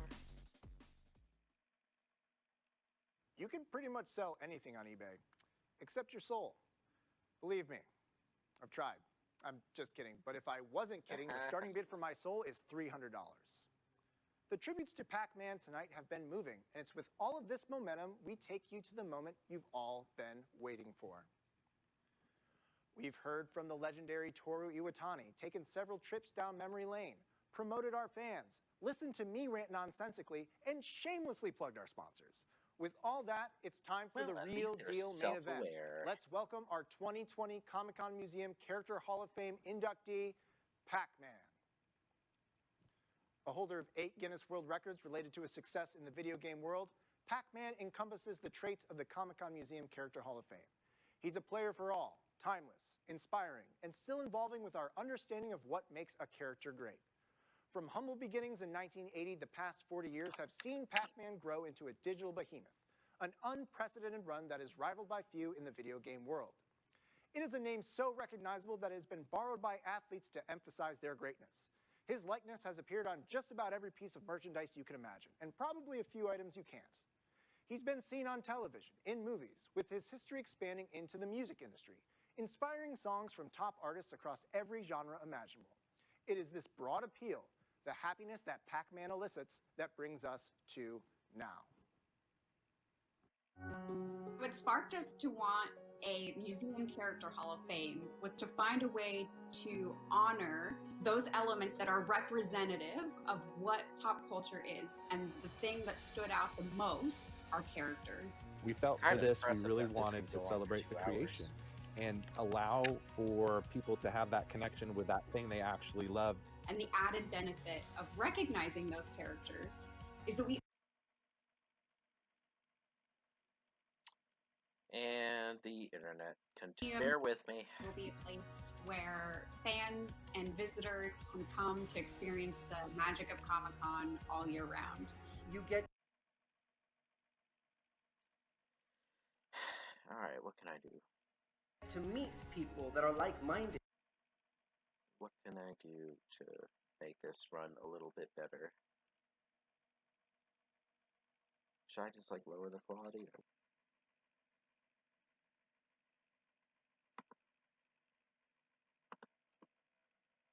These last 40 What did years. I just miss? Dude, come on.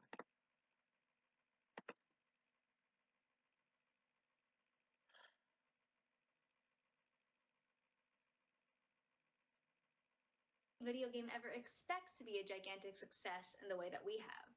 I think it's a testament to our creative teams over at Bandai Namco, the countless hours that the engineers, writers, developers, and business divisions have put into making sure that I'm always at the forefront of video game design and technology. That's great. Now, this might be a little unprofessional, but while I have you here, I have to ask, what's your favorite fruit? Wow, really putting me on the spot. I mean, I love any fruit that gives me the power to take back control of the maze, and no one delicious item is any better than the other. But if you press me, well, sorry, I just can't pick one. Fair, fair. Well, not to keep asking the hard questions then, but what do you think is the weirdest piece of merchandise that you've ever been on? Oh, definitely the Pac-Man pasta from Chef Boyardee. I'm not sure who approved that one. I don't even like pasta all that much. But at the same time, I would never want to prevent someone from enjoying the gift of Pac-Man in any form. And who's to say that it won't come back in the future? Quote unquote translate. Wait, are you for Pac-Man? maybe teasing a new look Pac-Man pasta? I'm just saying don't rule anything out. Now, even though they're your sworn mortal enemies, it's safe to say that you can lend a lot of success to those 4 colorful ghosts that are always trying to track you down. Blinky, Pinky, Inky, and Clyde. Do you feel a sense of gratitude towards that quadruplet of specters on a special day like this? Or will that rivalry always be a 24/7 battle? I'm actually glad you brought this up. Now, when I first came to know my biggest antagonists, they went by the names Shadow, Speedy, Bashful, and Pokey. And I'll be frank, do I like them? Absolutely not. It's a constant battle between eating my fill of dots and trying to power up enough so I can overtake them. But would I trade the memories, the countless combats, the strategic dodging and challenging chomps that come with their ire? No, I wouldn't. Batman, last year's inductee, had his Joker. Superman had Lex Luthor. Wonder Woman had Cheetah, and Spider-Man was constantly entangled with the Green Goblin. Every hero needs their counterpoint, a mirror, their yin and yang. Without them, I don't know if I would have lasted for 40 years. Pac-Man is As very Mr. Iwatani well said earlier, articulated. it amounts to a friendly squabble at the end of the day. And the Comic-Con Character Hall of Fame doesn't just celebrate heroes. I would love it if someday they join me amongst the prestige inductees. They've been here for the journey just as much as I have, and I couldn't imagine taking on the video game world without them chasing me around. Wow, that's wonderfully profound. I don't even know what to say. After what I've heard from you tonight, I would actually prefer if you didn't say anything at all. Fair point. We've discussed your foes, but you've also had your fair share of allies along the way, some of which have been pivotal to the success of the Pac-Man universe. Well, I think that it goes without saying that Miss Pac-Man deserves a lot of credit. I most certainly wouldn't have risen to my level of notoriety without her help. She's been just as much of a constant for me as mastering mazes, and I 100% owe a large portion of my success to the trails she blazed in the video game world. I'm eternally grateful for her. As for Junior Pac-Man, if you're watching this, it's almost your bedtime, so I'd appreciate it if you ate your pellets and tucked yourself in good night. Strong words from Padre Pac-Man. Now, do you have anything that you'd like to say to your creator, Toru Iwatani, and the fine development team that helped create you? Toru, you're a bright, shining star, even brighter than my bulbous round head. It's your visionary mind and progressive video game goals that have allowed me to thrive. Your positivity and confidence, as well as your commitment to making games that are beloved and accessible to all, are inspiring. Uplifting stuff, Pac-Man. Now, do you have any words of encouragement to other video game characters who are looking to break into this burgeoning Museum Character Hall of Fame? The biggest piece of advice I would give is that you don't have to fight crime or have flashy graphics. You just have to bring joy to people's lives. If you can produce that feeling of happiness in others, you'll go a long way in cementing a place in video game and Comic-Con museum history. Pac-Man is just a very wholesome Fantastic. character. I understand you would like to speak to the honor of being inducted into the Comic-Con Museum Character Hall of Fame? It's almost kind of funny to me. Yes. First, I'd like to extend my humble thank you again to the Comic-Con Museum for bestowing me with this honor. This is not only from me, but on behalf of Bandai Namco Entertainment as well. For many years, Bandai Namco has looked to entertain, innovate, and bring happiness through our products and games, and being brought into the Comic-Con Museum family is the actualization of this dream. For the hundreds of people who have worked with me since 1980, all of your hard work has been instrumental to this moment. Not only am I and Bandai Namco excited for what the Comic-Con Museum can bring to the world of popular art and video games, we're ecstatic to be included in the early offerings of the Character Hall of Fame. Once again, I am beyond grateful and look forward to this beautiful institution coming to San Diego in 2021. And you better bet that once it does, Bandai Namco Entertainment will find a way to be there. That sure is a lot from a few Thank you, Waka Wakas. Pac-Man has aged well.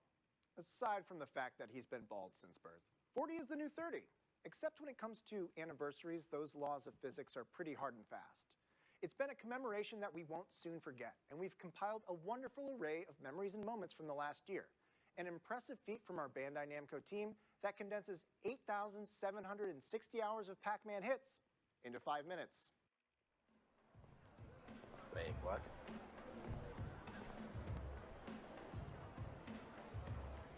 Is it gonna go through the Pac-Man games? Let's go.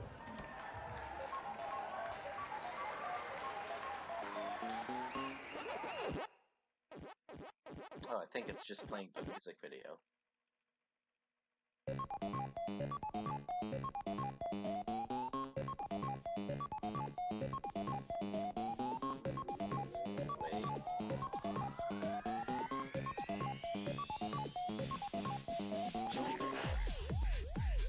Okay, this isn't just straight up music video.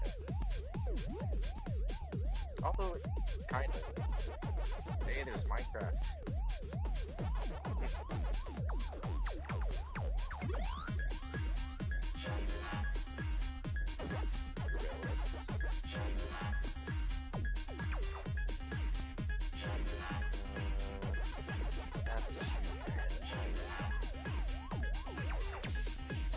Bring in some grants here.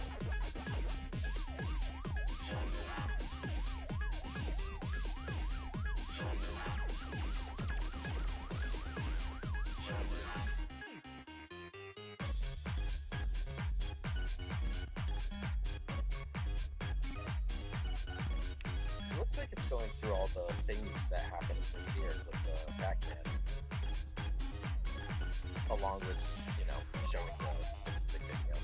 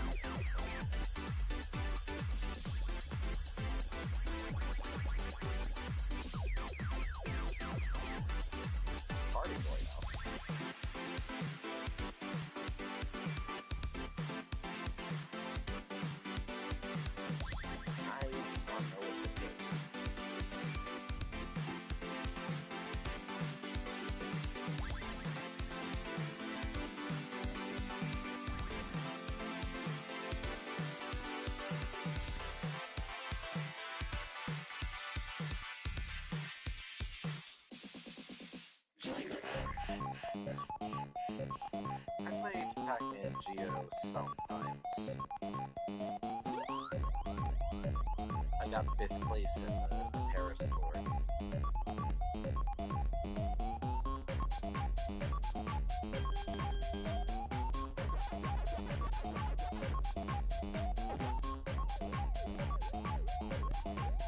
There's actually been a fair few food advertisements in recent years. A lot of them have been in Japan.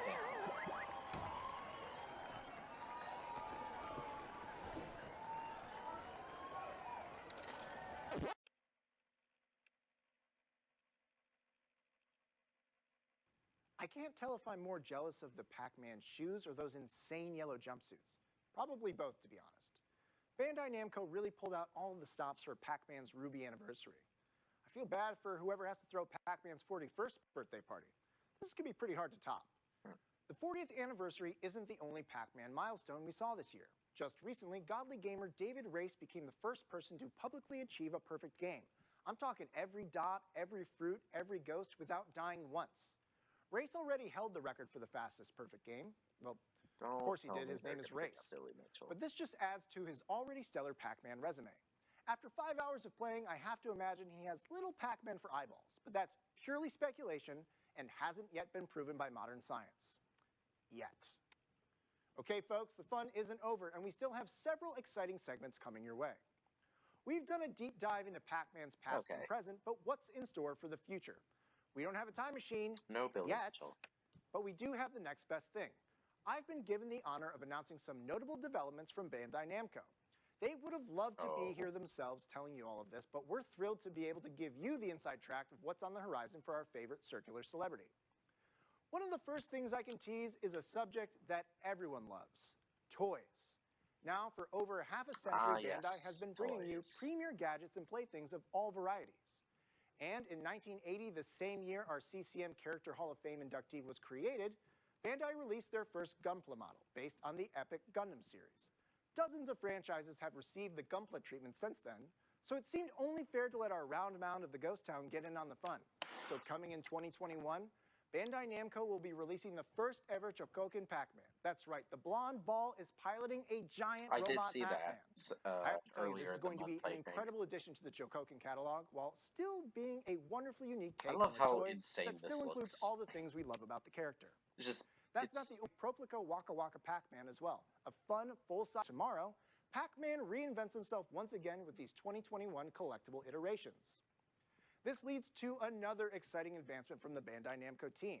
At its core, its origin, Pac-Man is all about gaming. And over the years, the iconic property has moved beyond the walls of the arcade into the latest and greatest technological developments.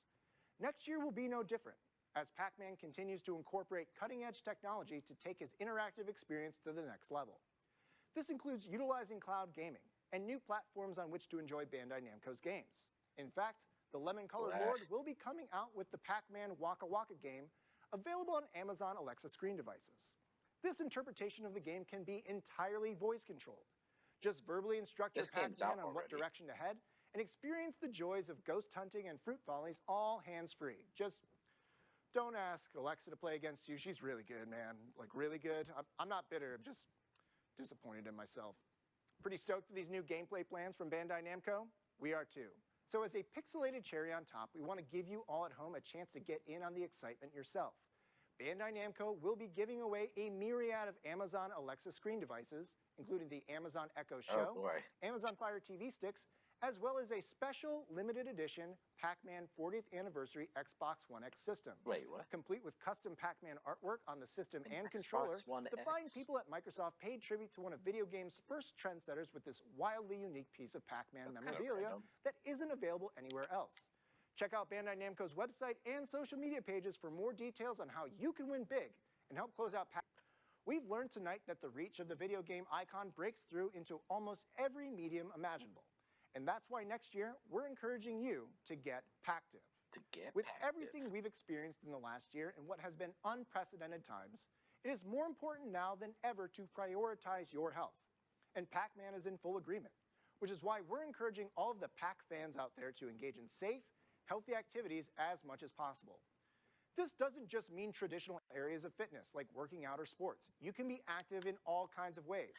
Playing outside while maintaining safe social distance, exercising in the home, or even combining our love of gaming with health through a physically active dancing game or moving about in the VR world. It is imperative to still follow any health, safety, or stay-at-home guidelines laid out by your local administration, but you can still be Pactive and stay safe. And in 2021, Pac-Man wants nothing more than for you to get your body moving. He puts his money where his mouth is. He's chomping and running around the maze all day. Pac-Man is just about the leanest fellow in the digital world. So next year, let's stay safe and get Pactive. Funny enough, all of this physical and verbal calisthenics leads perfectly into the biggest news of the night for the future of Pac-Man and Bandai Namco. All right, I have the privilege of announcing a partnership of two of the most iconic brands on the globe. Pac-Man will be teaming up with the NBA for the upcoming 2021-2022 basketball season for a pairing unlike anything you've ever seen in Pac-Man's history. Without getting too deep into spoilers, we'll be seeing all kinds of incredible integrations, activations, and crossovers with merchandise, and an upcoming one-of-a-kind NBA-themed event in the classic Pac-Man game for mobile. We can't wait for you to witness the merger of these two behemoths, and you'll be able to join in the fun via the free Pac-Man app, which is available for download right now. Basically, this is the closest thing I'm ever going to get to making an NBA basketball team and actually being good at Pac-Man. And as awesome as this is for me, it's going to be just as much fun for all of you at home. But see, if I can get a tryout with like any NBA team of any kind, consider this my game tape. I can be like point guard or shooting guard or water boy, pretty much anything you need. Without trying to talk about myself too much, I don't know about you, but all of that info got me excited for Pac-Man's newest game, Mega Tunnel Battle. In fact, I think we should go ahead and jump into a Mega Tunnel of our own by showing you how the game looks. The Bandai Namco social team got a match with the producer of the game on the books, where we got some tips, tricks, and learned more about this incredible new entry into the Pac-Man lexicon. Its Battle Royale style play lets you flex your digital muscles and really prove you're the leader of the pack. Enough with the bits, time for the battle. So everybody say hi to Stephanie, who is over to my left. Hello, everyone. Stephanie is one of the people who have worked on this game, so we're really excited to have a someone who really knows their ins and outs of this new Pac-Man title. Oh wow, that's loud. The game mode that we're joining right now is Elimination Mode. You see Elimination game. So this is basically our main game mode. This is our Battle Royale mode. So this game mode basically starts with a huge grid. Are these clips from the live stream? It starts at 64 different mazes, so it's an 8x8 maze, or an 8x8 grid. Every single individual player starts in a single maze, but they can invade each other's mazes. So the name of the game is really to, as all battle royales go, is to be the last Pac-Man standing. You want to make sure that you stay alive the longest, and if possible, eat as many other Pac-Man along the way so that you can be the last one standing as quickly as possible.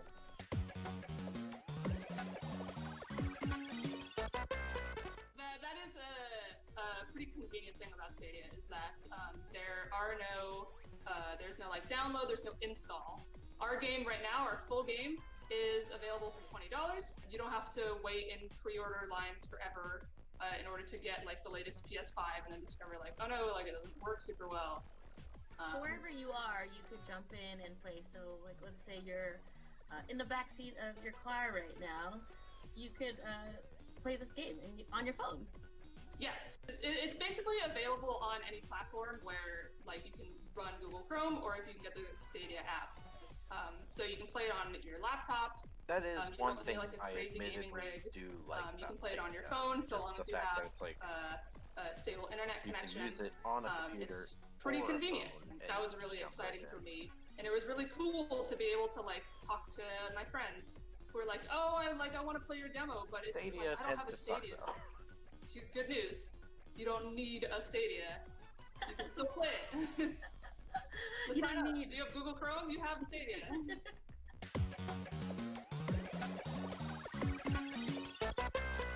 So I am actually still playing the game, but Chris lost all of her lives a little while ago, but she's still able to spectate the game.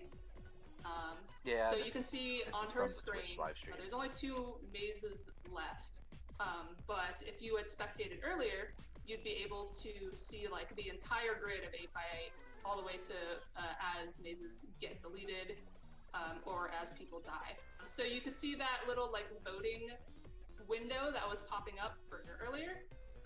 That was voting on the power-ups that spawn in the game. There are power-ups that spawn on a timer and they're random per maze, but when you vote on spectator power-ups, you are voting on power-ups that spawn in every single maze.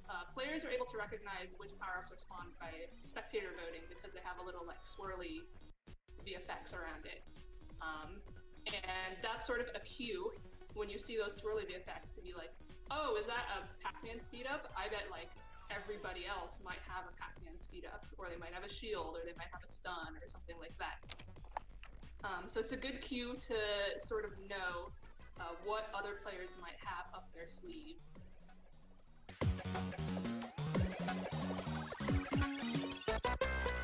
There is. That is one of the new things that has come out with our full game, is that game mode that you just saw was elimination mode, which is a battle royale mode, but we also have challenge mode, which is essentially an endless mode.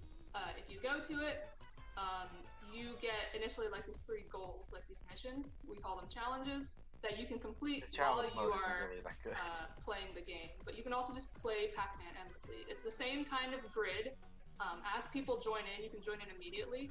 New mazes get spawned for those players.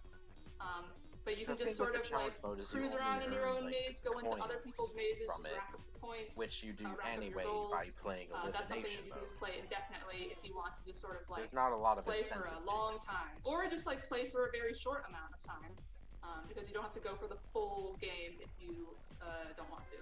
It's a good way to get some practice in. Practice those that is true too. Tricky turns and strats and stuff. And also it just helps you learn to get a general feel for the game, because I definitely was having issues when I first started, but now I'm like pretty proud that I can even just get the 10k points, which is like one of the first challenges to unlock the elimination mode. Yeah, but try getting the 100k points.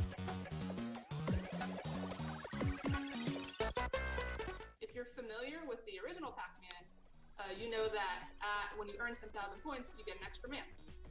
And it works the same way in our game. We actually pulled a lot of things from the classic Pac-Man because we're all really big fans of it at our studio as well.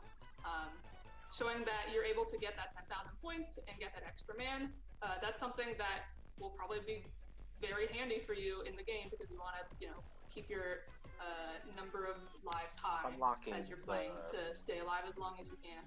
Unlocking the customizable stuff. And I've just been aimlessly scrolling through all the customization stuff while you've been talking. Just to kind of show the chat like how cool all of this stuff is, and there's all this like thought into making yourself kind of unique among all the other 63 Pac-Men that are walking around the mazes. So there's like bandanas that they have like around the face, kind of like a cool bandit or something.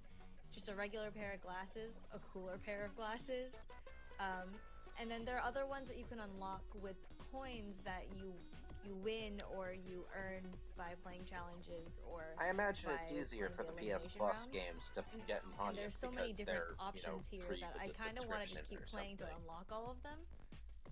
Yeah, customizations are definitely one of my favorite parts of the game. Like, that's something that our art team was super excited to just like crank out a bunch of different accessories, like all the different maze themes. Like, we really love how they look. Like, we tried to theme a lot of them, and you can mix and match some of the It probably accessories as could have well. been just fine So at the 10. stuff that goes on your face or your eyes, you can pair that with accessories And that even go then, on your head, it still on wouldn't your sell body, well which on is why Stadia because it's Stadia. Chris is able to put an afro on with her Ninja Turtle mask. And we also have a bunch of different color variations as well. Yeah. So it's not like you're just buying like a single accessory for 1,000 tokens. You're getting like 8 different accessories. It would be nice if Definitely this game shooting for this wasn't little Stadia cat one. I think exclusive. it's so funny. But I'm not sure if this will be the day. We, like, the very For first thing that we that did when we announcement. started making this game was like we made everything as in classic Pac-Man. So all of the ghost movement, all the Pac-Man movements, like the original maze layout, everything was like. It's kind of sad how few we've actual people retained I see on the like game a huge because amount the of game that functionality is good. since then. It really is. So It's the just ghost limited AI by the fact for that the it's on 4 different Stadia. ghosts, like they all work the same way as they do in the classic game. So Blinky is super aggressive, the red ghost. Pinky, the pink one, is like she will try to target like right ahead of you. Clyde, the orange one, is like this kind of random-ish movement, and then Inky, the blue one, will try to sort of like pincer you. Additionally, the movement rules for Pac-Man himself are pretty similar. So Pac-Man, when he is eating dots, he will move a little bit slower than when he's just going down an empty hallway. So if you want to try to like outrun ghosts, The like, game definitely the needs ideal a thing to Switch do is try to release. like go down empty pathways. I'm not see sure if I my would be maze the is one a double party right dipping, now. but for the very 5 least, it would different be nice to people have here. actual people to play against. That's crazy. And then another thing, I got picked off there. But yeah, one other movement thing that we took straight from the original games is the ability to sort of like cut corners. So if you sort of like queue up an input, as you can see, I'm the fish with a snorkel. I'm getting little like sparks around where I'm moving. If you are going down a hallway and you like queue up the left movement, like I'm holding down my controller stick to the left, what you'll do is you kind of like cut the corner quickly. So another way to sort of outrun ghosts is to like quickly move around corners while you're doing the cornering motion, and that helps you outrun them.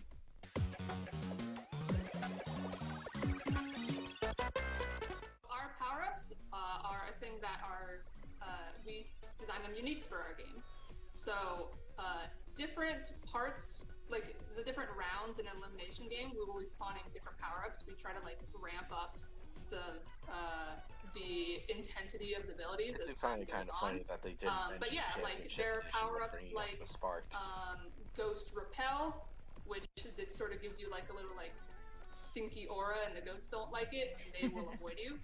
You can also do Ghost Attract, yeah, and that will bring ghosts towards you, which can be dangerous, obviously, but it helps you rack up a really big combo if you get them really close to. Ooh, I see some other players in here. And that one that I just stored was a bomb, which are very powerful. Oh yeah, the bombs in this game are very but I didn't get it before Clyde came in. If it was down to 2 people and you have like bombs Those little stored, bubbles that come you in that are basically basically win just the like game. objects in the environment. Those are power-ups, and if you just like run over the power-up, then you activate it immediately.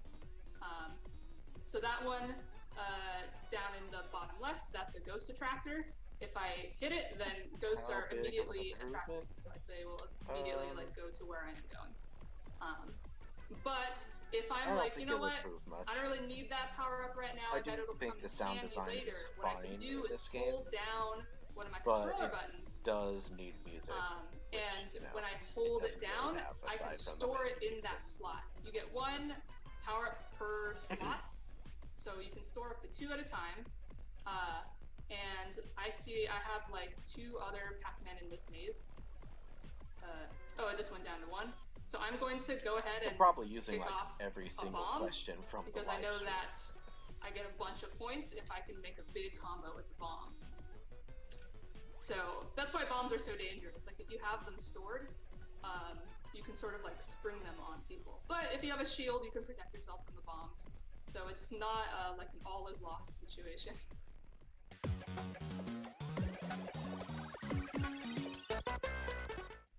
So there's still 2 players left?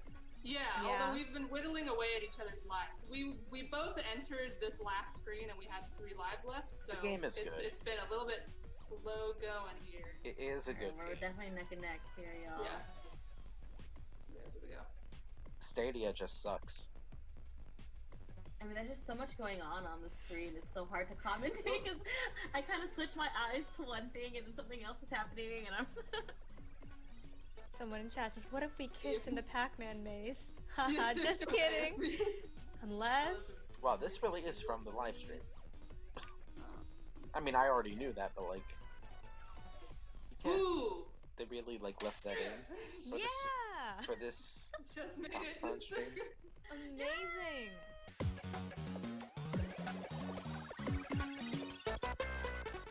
I'm like honestly, in awe. Don't buy this on Stadia. I think that was a really cool, like, intense game. It's like it's one of the most fun things to watch. Like people who are like high level play against each other. Like that's the other thing that I'm like excited as more and more people get better at this game is watching a bunch of people who are very good at the game playing with the each sad other. part is in the Like, live that's one stream of my they say favorite that things they when we would play amongst like the studio, continuously because add obviously we content to evolved this game, but like like a how year can you to do that play when this it's not game really a every player day. base? Yeah, I feel like this has something for everyone, whether you're new to Pac-Man or like the original. There's something to jump into, and the challenge of seeing like other people playing it at the same time is really fun. I really hope you guys love our game. Yeah. Like I really like our game. I hope you guys like it too. Yeah, we're really excited to share this game with all of you. It launched today. It was a lot of love, a lot of effort, and I'm really glad that this is the result because it is an amazing. Thank you very much. Because this stream is from I'm last so happy to hear that that you guys like it, that all y'all on the internet like it. People in the Twitch chat. We hope to make great At least games Stadia for you Pro guys, people and can that this play game this game is great for in you the as well. meantime. So I think that'll be a great way to send it off. Thank you everybody for coming today. Hopefully I won't knock my mic over. And definitely catch us playing Pac-Man Megatunnel Battle tonight, maybe next week, whenever it is. Any hour of the day, Stadia's got you. And for that, I think we're gonna head out. Thanks everybody. Bye. Bye everyone. Thank you again, Stephanie, so much for joining.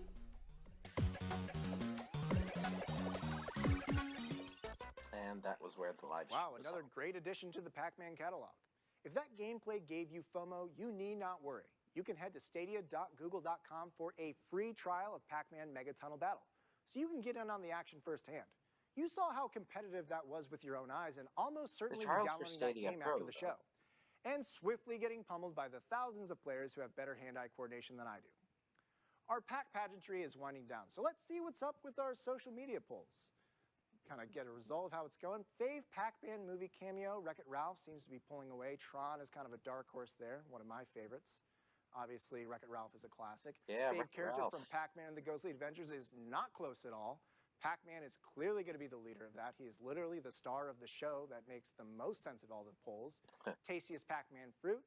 Looks like Cherry's going to get this one. Apparently people don't like vitamin C because orange is coming in dead last on this one, which is kind of shocking. Favorite color of Ghost. Looks like blue and red are in a really tight race. Obviously blue is my favorite color. Red could really pull ahead towards the end here. We'll see what's up. Fave Pac-Man song. It's going to be a tight one between Pac-Man by Weird Al Yankovic and Pac-Man by Gorillaz. Weird Al Many people are Yankovic did a confused because they're Pac-Man both song? just called Pac-Man. And the most liked version of Pac-Man, of course, is the classic Pac-Man. Pac-Land getting a small chunk of that, and Super Pac-Man also getting a small chunk. And the favorite way to play Pac-Man is, of course, the arcade stand-up. That is basically a runaway at this point, so I don't think anyone's going to be catching That's kind of the right. arcade It's like stand-up. two of Another the choices salute and are arcade. salutation to the social teams that put these polls together, as well as the Megatunnel Battle game. Make sure to follow Bandai Namco, Pac-Man Official, and the Comic-Con Museum on whatever social media is your jam. I'm planning my own Pac-Man-centric social media network called the Pac-Book. Actually, you know what? Maybe I'll drop the. Or maybe I'll drop this terrible idea altogether. Several times tonight, we've taken a look forward into Pac-Man's potential future. I'm sure those We haven't jokes been were the only ones funnier to in do his that. head. In our final segment with Toru Iwatani, we get to hear his vision for what Pac-Man's future potentially holds, as well as the direction of the video game world at large. そうですね。よく物語を作るのに一人の作家で作っていくんではなくて、世界の多くの人たちがこう一緒になって作っていくっていう試みもいろんなコンテンツであったと思うんですね。でそういう意味で、パックマンも、開発者、クリエイターが作るだけではなくて、世界の人たち、同じプレーをしている人たちが同時進行で何か、ストーリーを展開していくとか、どこそこの誰かがその先のプログラムを作ったとじゃあ乗っけてみようというような形でどんどんこう成長していくような、そんなようなゲーム作りもいいんじゃないかなというふうに思ってます。ちょっとゲームでスイッチのレジェンド・オブ・ゼルダの、ブレス・オブ・ザ・ワイルドっていうのがあるんですけれども、これがすごいいいゲームなんですよ。2017年に出たものなんですけども、ゲームバランスであるとか、それから少しずつプレイヤーに分からせようとする設計であるとか、もちろん企画のアイデアもいいですし、グラフィックスもいいですし、あとは、弓矢をあのように打ちたいとか、物をこう動かしたいってことが、もうストレスなく実現できるプログラムがすごいんですよ。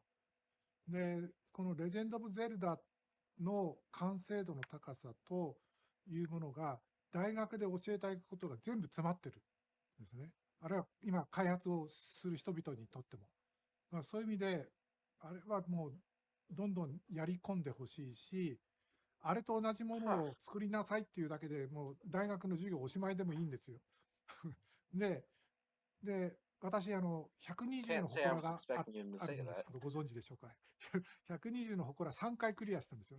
ゲームを3回クリアして、今度4回目ぐらいにこうチャレンジしようかなと思うぐらいに、こう、素晴らしいものなんですね。そういう意味で、これからチャレンジしていきたいなというゲームであれば、やっぱりあのように、火の打ちどころないゲームをもう一度パックマンを題材に作りたいなというのが一つですね。で、次に、せっかくパックマン口を開けてるパクパクさせてるんで、食べるだけじゃなくて、今度歌でも歌ってみたらどうかという、歌を歌うパックマンですね。で、これはミュージカルみたいなゲーム、ものになると、ちょっと堅苦しいので、そうですね。ブルース・ブラザーズみたいな映画、あのぐらいの入り方の音楽の入り方で、何かパックマンが歌うゲームができたら面白いなというふうに思ってます。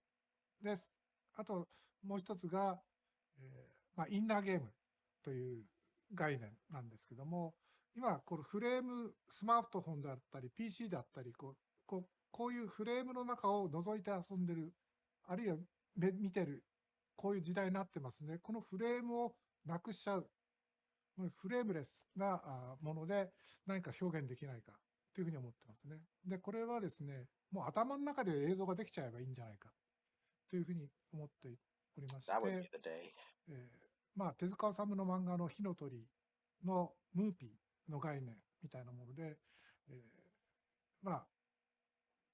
その人の頭の中に映像が浮かぶようにしてストーリー展開したりゲームができるようなものですね。で、例えば日本の俳句の五七五の言葉はたかだか数十ビットなんですけども、静かさや岩にしみ入るセミの声という場所の句を聞くと、情景が頭に浮かぶんですね。夏の暑い山奥、川が流れていて、セミの声が聞こえてくるって。で、そういう数十ビットの五七五のデータで情景が浮かぶのは、その人がいろんな経験をして頭の中に情報が入ってるからなんですね。野山に行ったりして、セミの声も聞いてる、人生を送ってるから引き出せる。そういう意味で、せっかく人間にはいっぱいのデータが頭の中に入っていて、で、それを引き出す、イメージする力がありますから、人間のイメージする力ともともと蓄えてきたデータをうまく活かして、内なるゲーム、体の中からゲームが映像化されるようなものっていうものができないかなというふうに思っています。Mr. Iwatani's generosity and care for all things Pac-Man and for all things video game related is a rare and beautiful thing, with every sentiment of his more profound than the next. It was truly an honor for me to be able to share that with all of you. We've covered a lot of ground here. We learned about the Comic-Con Museum and how you at home can be a part of history by becoming a charter member, kickstarting the Comic-Con Museum with your own personal gifts and contributions. We threw Pac-Man the best 40th anniversary this side of the maze. We heard from fans, Bandai Namco, sponsors, and creator Toru Iwatani, and got to watch some game action while taking a peek at Pac-Man's future. And most importantly, we had you all joining us for this occasion. Because that's what it's really all about. The museum isn't just a way to celebrate Comic-Con year-round. It's a way to celebrate the positive power of art, promote the thoughtful wonders of education, and of course, you, the people who make this event what it is. Absolutely none of this is possible without the fans. We may have had humble beginnings, but it is the loyalty that folks have for comics and related popular art that creates an environment for it to grow. Your contributions, your membership, your appreciation for what this place can represent is what brings us together. So when this is all over, if you feel so inclined, become a museum superhero and contribute to the cause. We'll keep expressing our gratitude and thanks all the way through the opening of the Comic-Con Museum in 2021. We cannot wait for you to come through these doors. The vision has always been to celebrate art in its many forms and education in a way that is both informative and fun, thereby creating a community of fans and those who may be new to these areas of popular art and culture. Once we hit the ground running, you'll be privy to the world-class educational programming, events, artistic promotion, and the building of community strength. That carries over to Pac-Man. We are able to include this icon in our growing Hall of Honor because of your love for him, and he loves you right back. This appreciation for Pac history is what has made this year-long 40th anniversary celebration so special, and it's a story that is still being written. Sometimes it's more than a game, more than an escape from reality. It's about a shared experience, and Pac-Man has been delivering that opportunity over and over for almost half a century. So one more time, thanks, Pac. I'm on a first-name basis with Pac-Man, which is really cool, but he still won't answer my texts, so you can't really win them all. We also have a final message from our distinguished creator, Toru Iwatani. All right, final message. 今回のパックマンの殿堂入りに関しましては、大変光栄に思っております。2020年はパックマンがアーケードでデビューしてから40周年を迎えた年です。こんな特別な機会に皆様と喜びを分かち合い、世代を超えたゲーマーたちがパックマンを支えてくれたことに感謝したいと思います。アーケードから家庭用ゲーム機と本当に多くの方に長い間親しまれ、さらにお子様と一緒にプレイしていただけるということについてはとてもありがたいことです。パックマンのファンの皆様、本当にありがとうございます。私はパックマンを作りましたが、パックマンを今日のようにビデオゲームのアイコンに育て上げたのは、皆様の愛と絶え間ないサポートのおかげです。もう40年も経ったという事実に驚いていますが、だからこそ楽しい時は時が経つのが早いと言われるのでしょう。皆さんのご健康をお祈りするとともに、これから皆さんと共に楽しい未来を作っていければと思います。Another thank you to our sponsor eBay, our partner brands, and to Bandai Namco Entertainment and the Comic-Con Museum for putting this all together. And that gratitude also extends to Toru Iwatani for lending his time and genius-level wisdom to the Induction, along with Tadashi Yamashita, Canneray Productions, and Show Imaging Studios. And most importantly, we want to thank you at home for tuning in. We hope you've enjoyed this celebration just as much as we've enjoyed bringing it to you. If you're still feeling riled, risky, and ready to keep the party going, we've got a special treat lined up. One thing that was missing from tonight's event was a musical guest, and there was absolutely no chance we were going to leave you high and dry without one. It's our distinct pleasure to turn it over to the official after-show entertainment, DJ Kenichi. This man is a staple of Japanese techno and was responsible for the official Pac-Man 40th anniversary song, Join the Pac. Right. You'll get to hear that and more, and we hope you stick around to see this incredible DJ do his thing.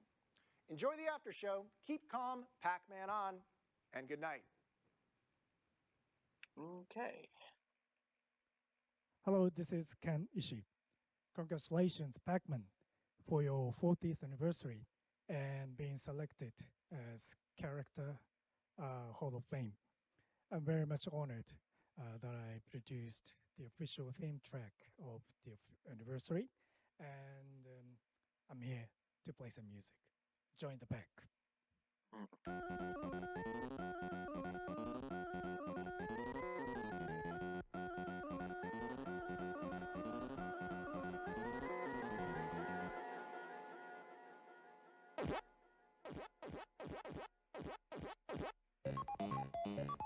Kind of interesting that this Pac-Man and Junior Pac-Man cabinets are back there.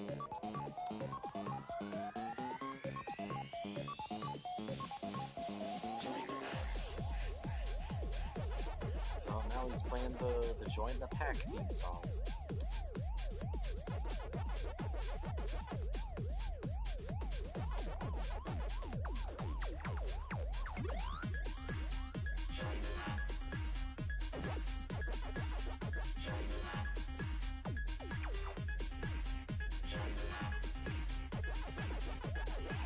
So, yeah, I didn't expect anything from this show. It's a cozy watch, which is more than I can say for a Game Awards show.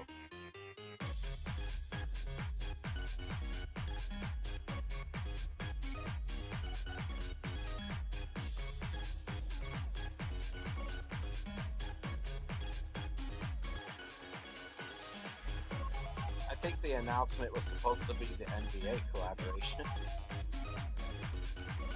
which I thought was, you know, whatever. They can do whatever.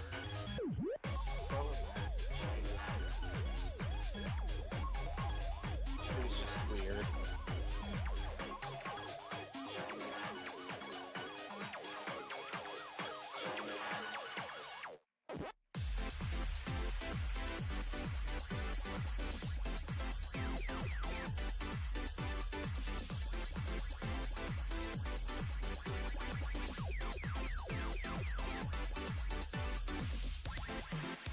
Yeah, they can.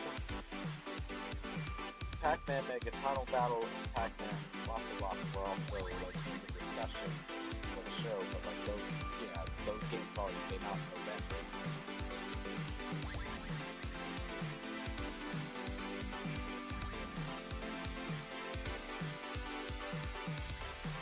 I definitely like the. I forgot what I didn't really pay attention to what his name was, but the character designer for Pac-Man, his artwork's nice. If I were to like go back into this video, I would go back to that section.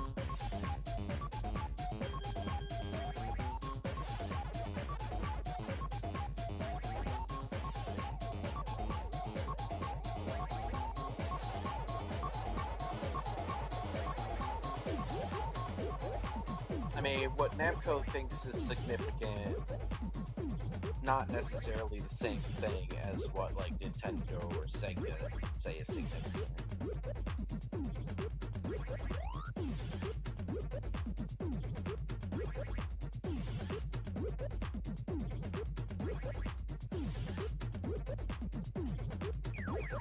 I still think that, like, the guy that was hosting said, like, the biggest he was like building up the NBA collaboration as like the biggest announcement.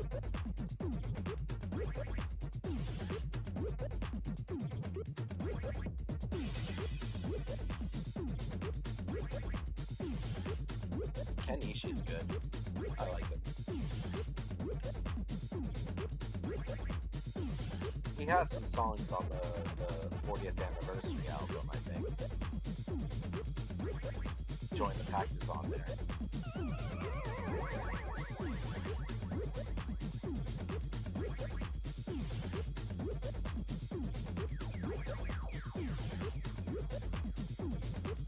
Sure is nice to be surrounded by all that Pac-Man merchandise.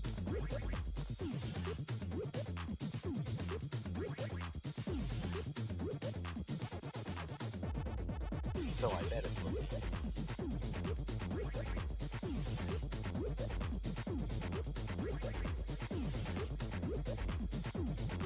You know, I've never actually seen a Pac-Man cabinet before.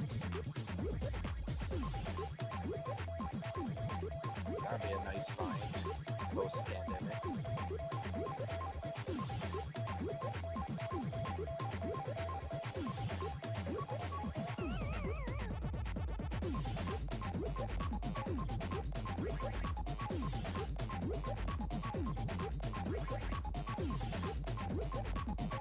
Oh yeah, the interview with the Pac-Man mascot was also good. I feel like I missed a question on that one because the stream was freezing on me. I should rewatch that part.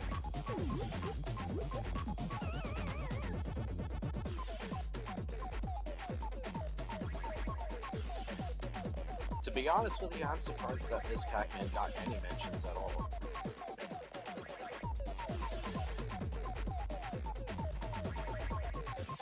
You would think that they wouldn't really, like, I don't know. I don't know, like, what the line is between Namco and Hat Games.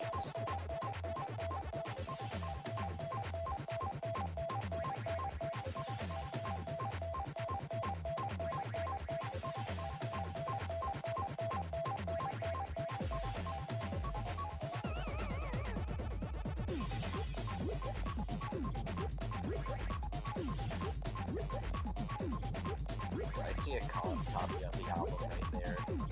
I see it showing on off.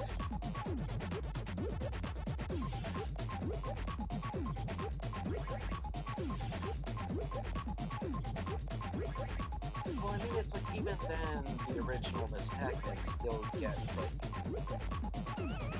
it still gets re-released, it's just not with Namco collections.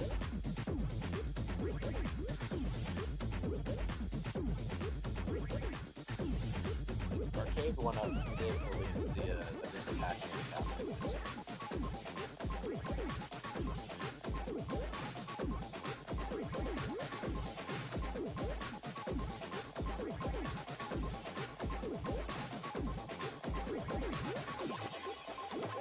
Apparently someone said they actually bought that game. Press X to doubt.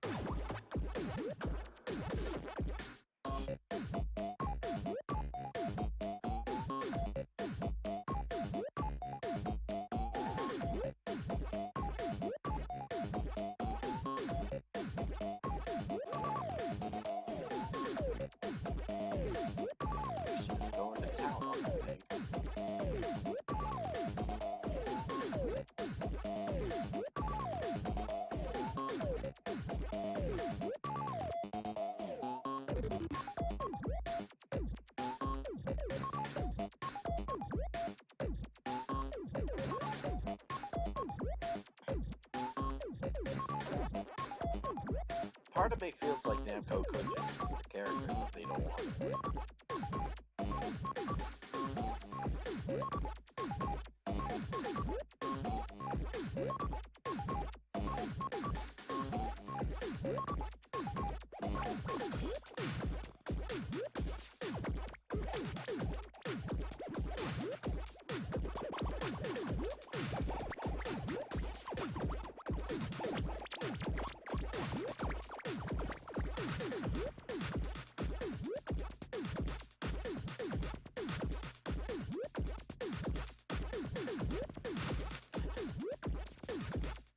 I wish I could say I had an easy answer for that.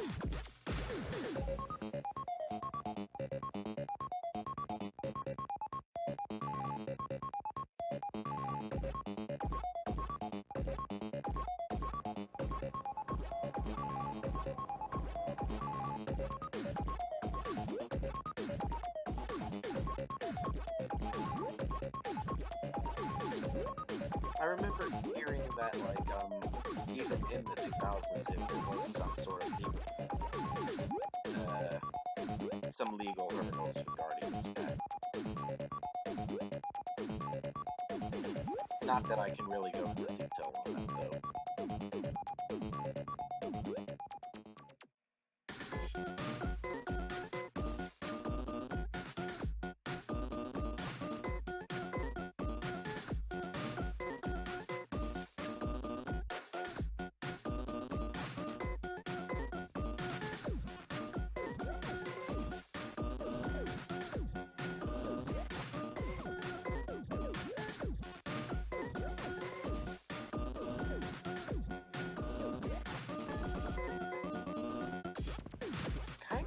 What Ishi's been able to do with these sound effects.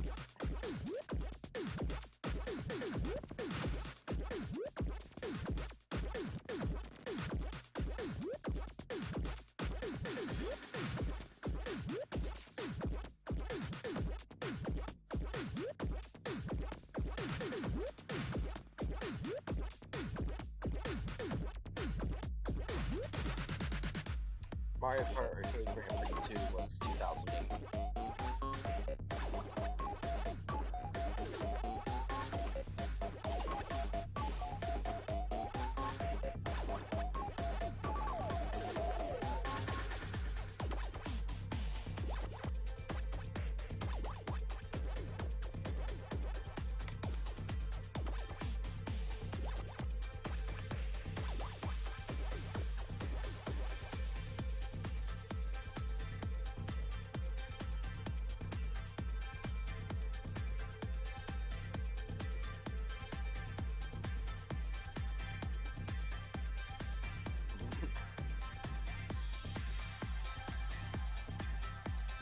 Wonder if that's Kofi's drinking.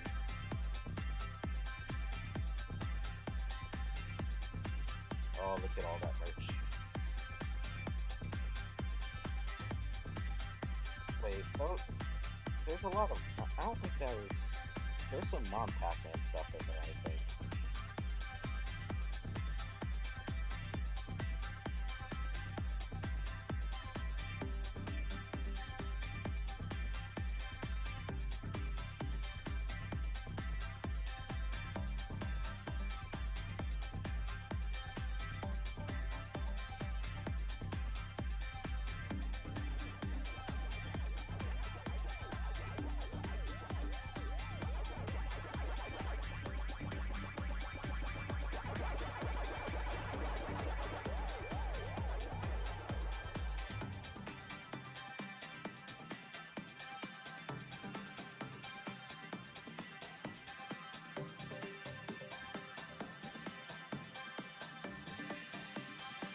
Accurate.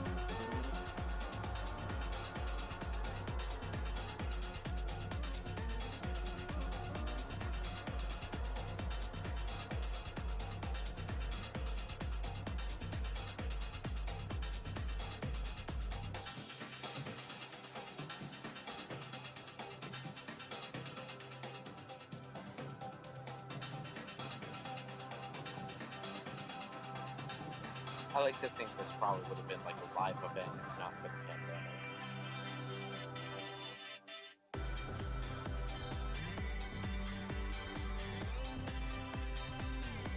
Would have been nice to see actually take a shot at people dancing.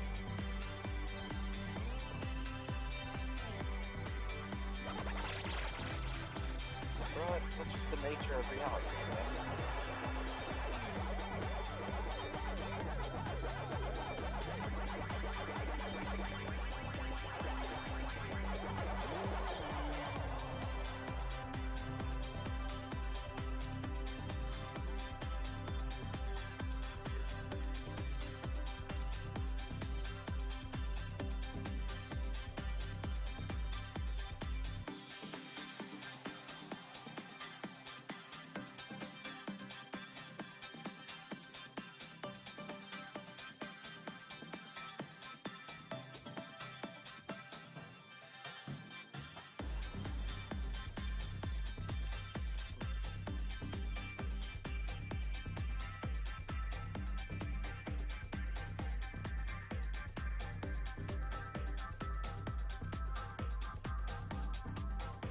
I wonder if I should play Mega Tunnel Battle while this is going on.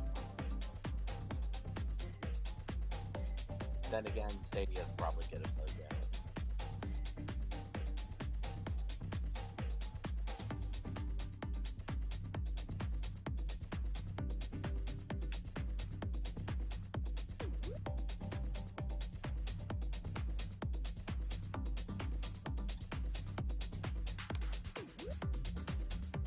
This is the after show.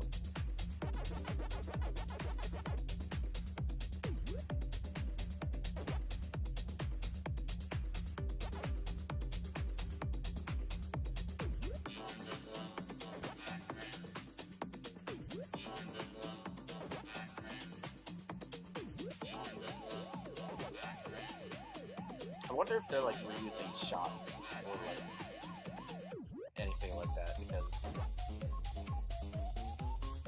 it's definitely really impressive how he's able to just like, you know, stand there and keep doing that.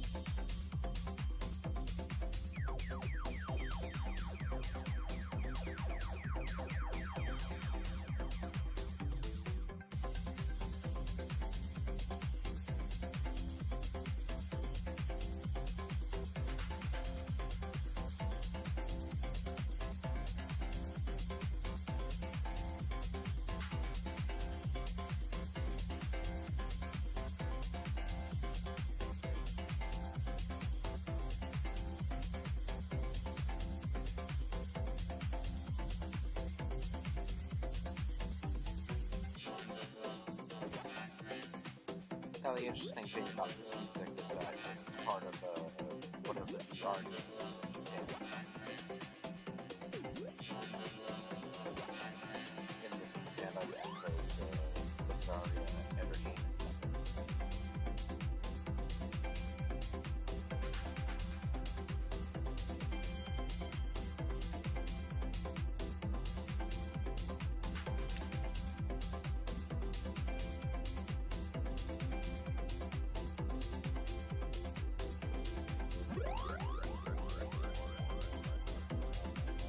I love how as I shared that bit of information, you guys are saying Pac-Man was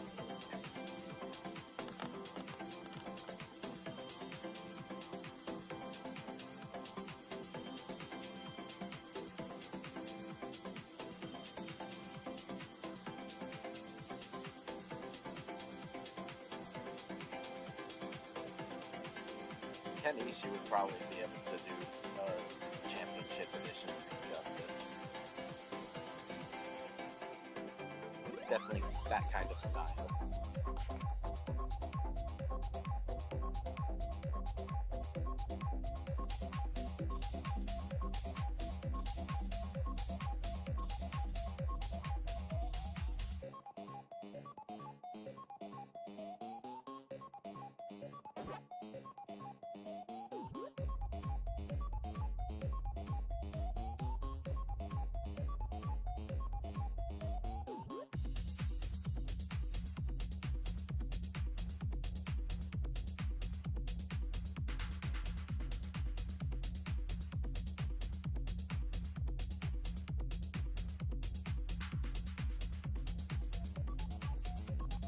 Yeah, that's how long the main show lasted. Oh, it's showing footage of Super Pac-Man.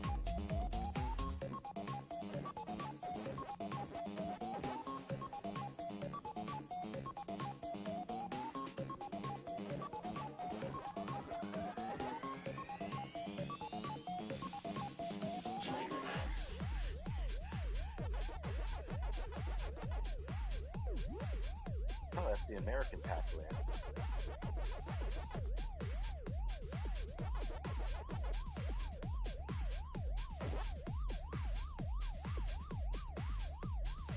They have the American Pac-Man with the Hanna-Barbera visual style.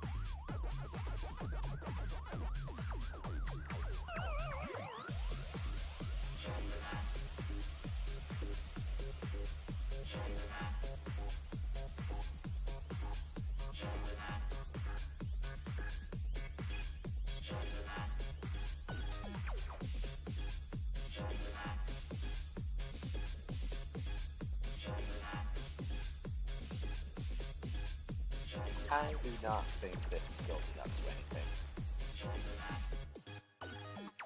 I think it's just, you know, a thing.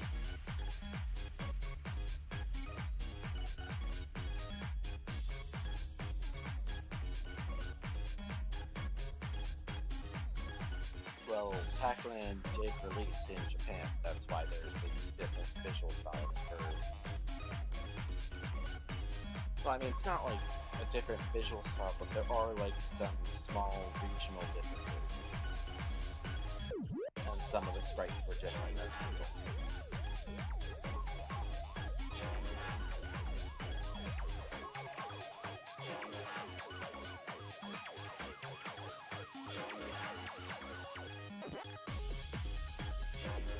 And it's the Japanese version of Pac-Man that's represented in the level for Super Smash Brothers.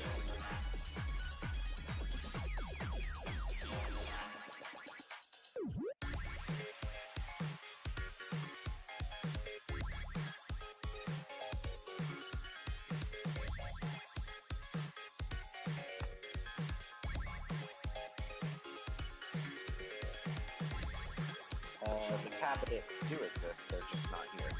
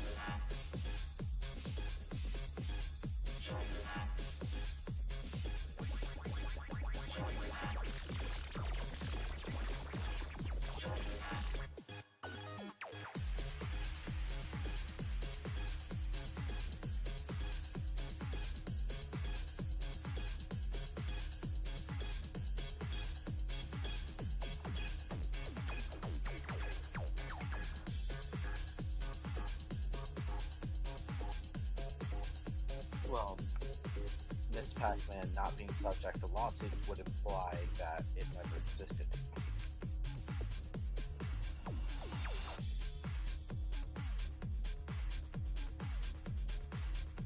It's not a singular song, it's a bunch of songs.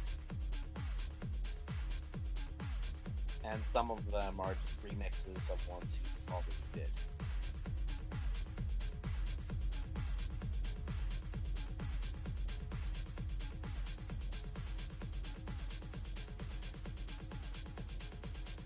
It is kind of a long after show, though.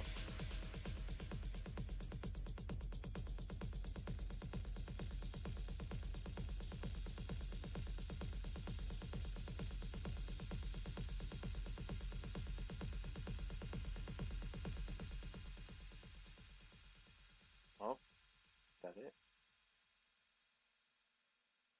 Alright, that's the after show.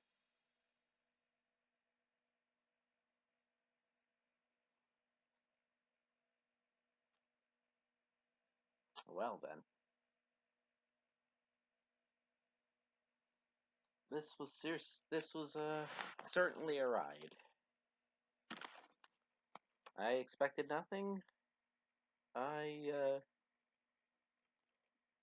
You know, it is what it is.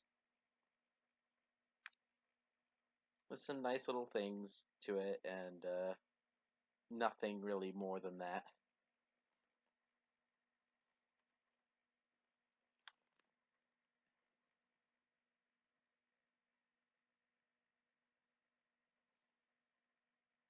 I think it's funny that the NBA collaboration is what they built up.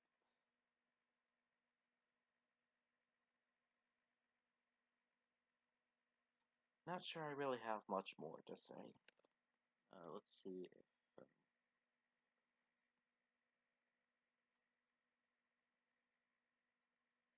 What do you guys think?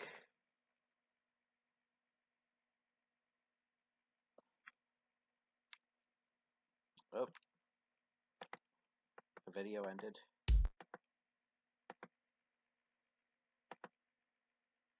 Okay. So the whole video for the live stream was basically 2.5 hours.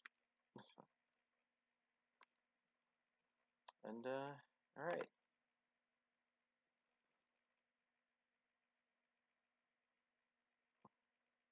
It's cool. And with Splatman. I would want to do more, but I do actually need to eat some food, so I would probably have to end the stream now. But yeah, it's a nice video. It's probably nothing like I would say is like OMG hype worthy, but like, you know, it's a nice video. A nice little showing of things. But yeah, I'll be signing off now. I'll be eating dinner, and I hope you guys have a good night.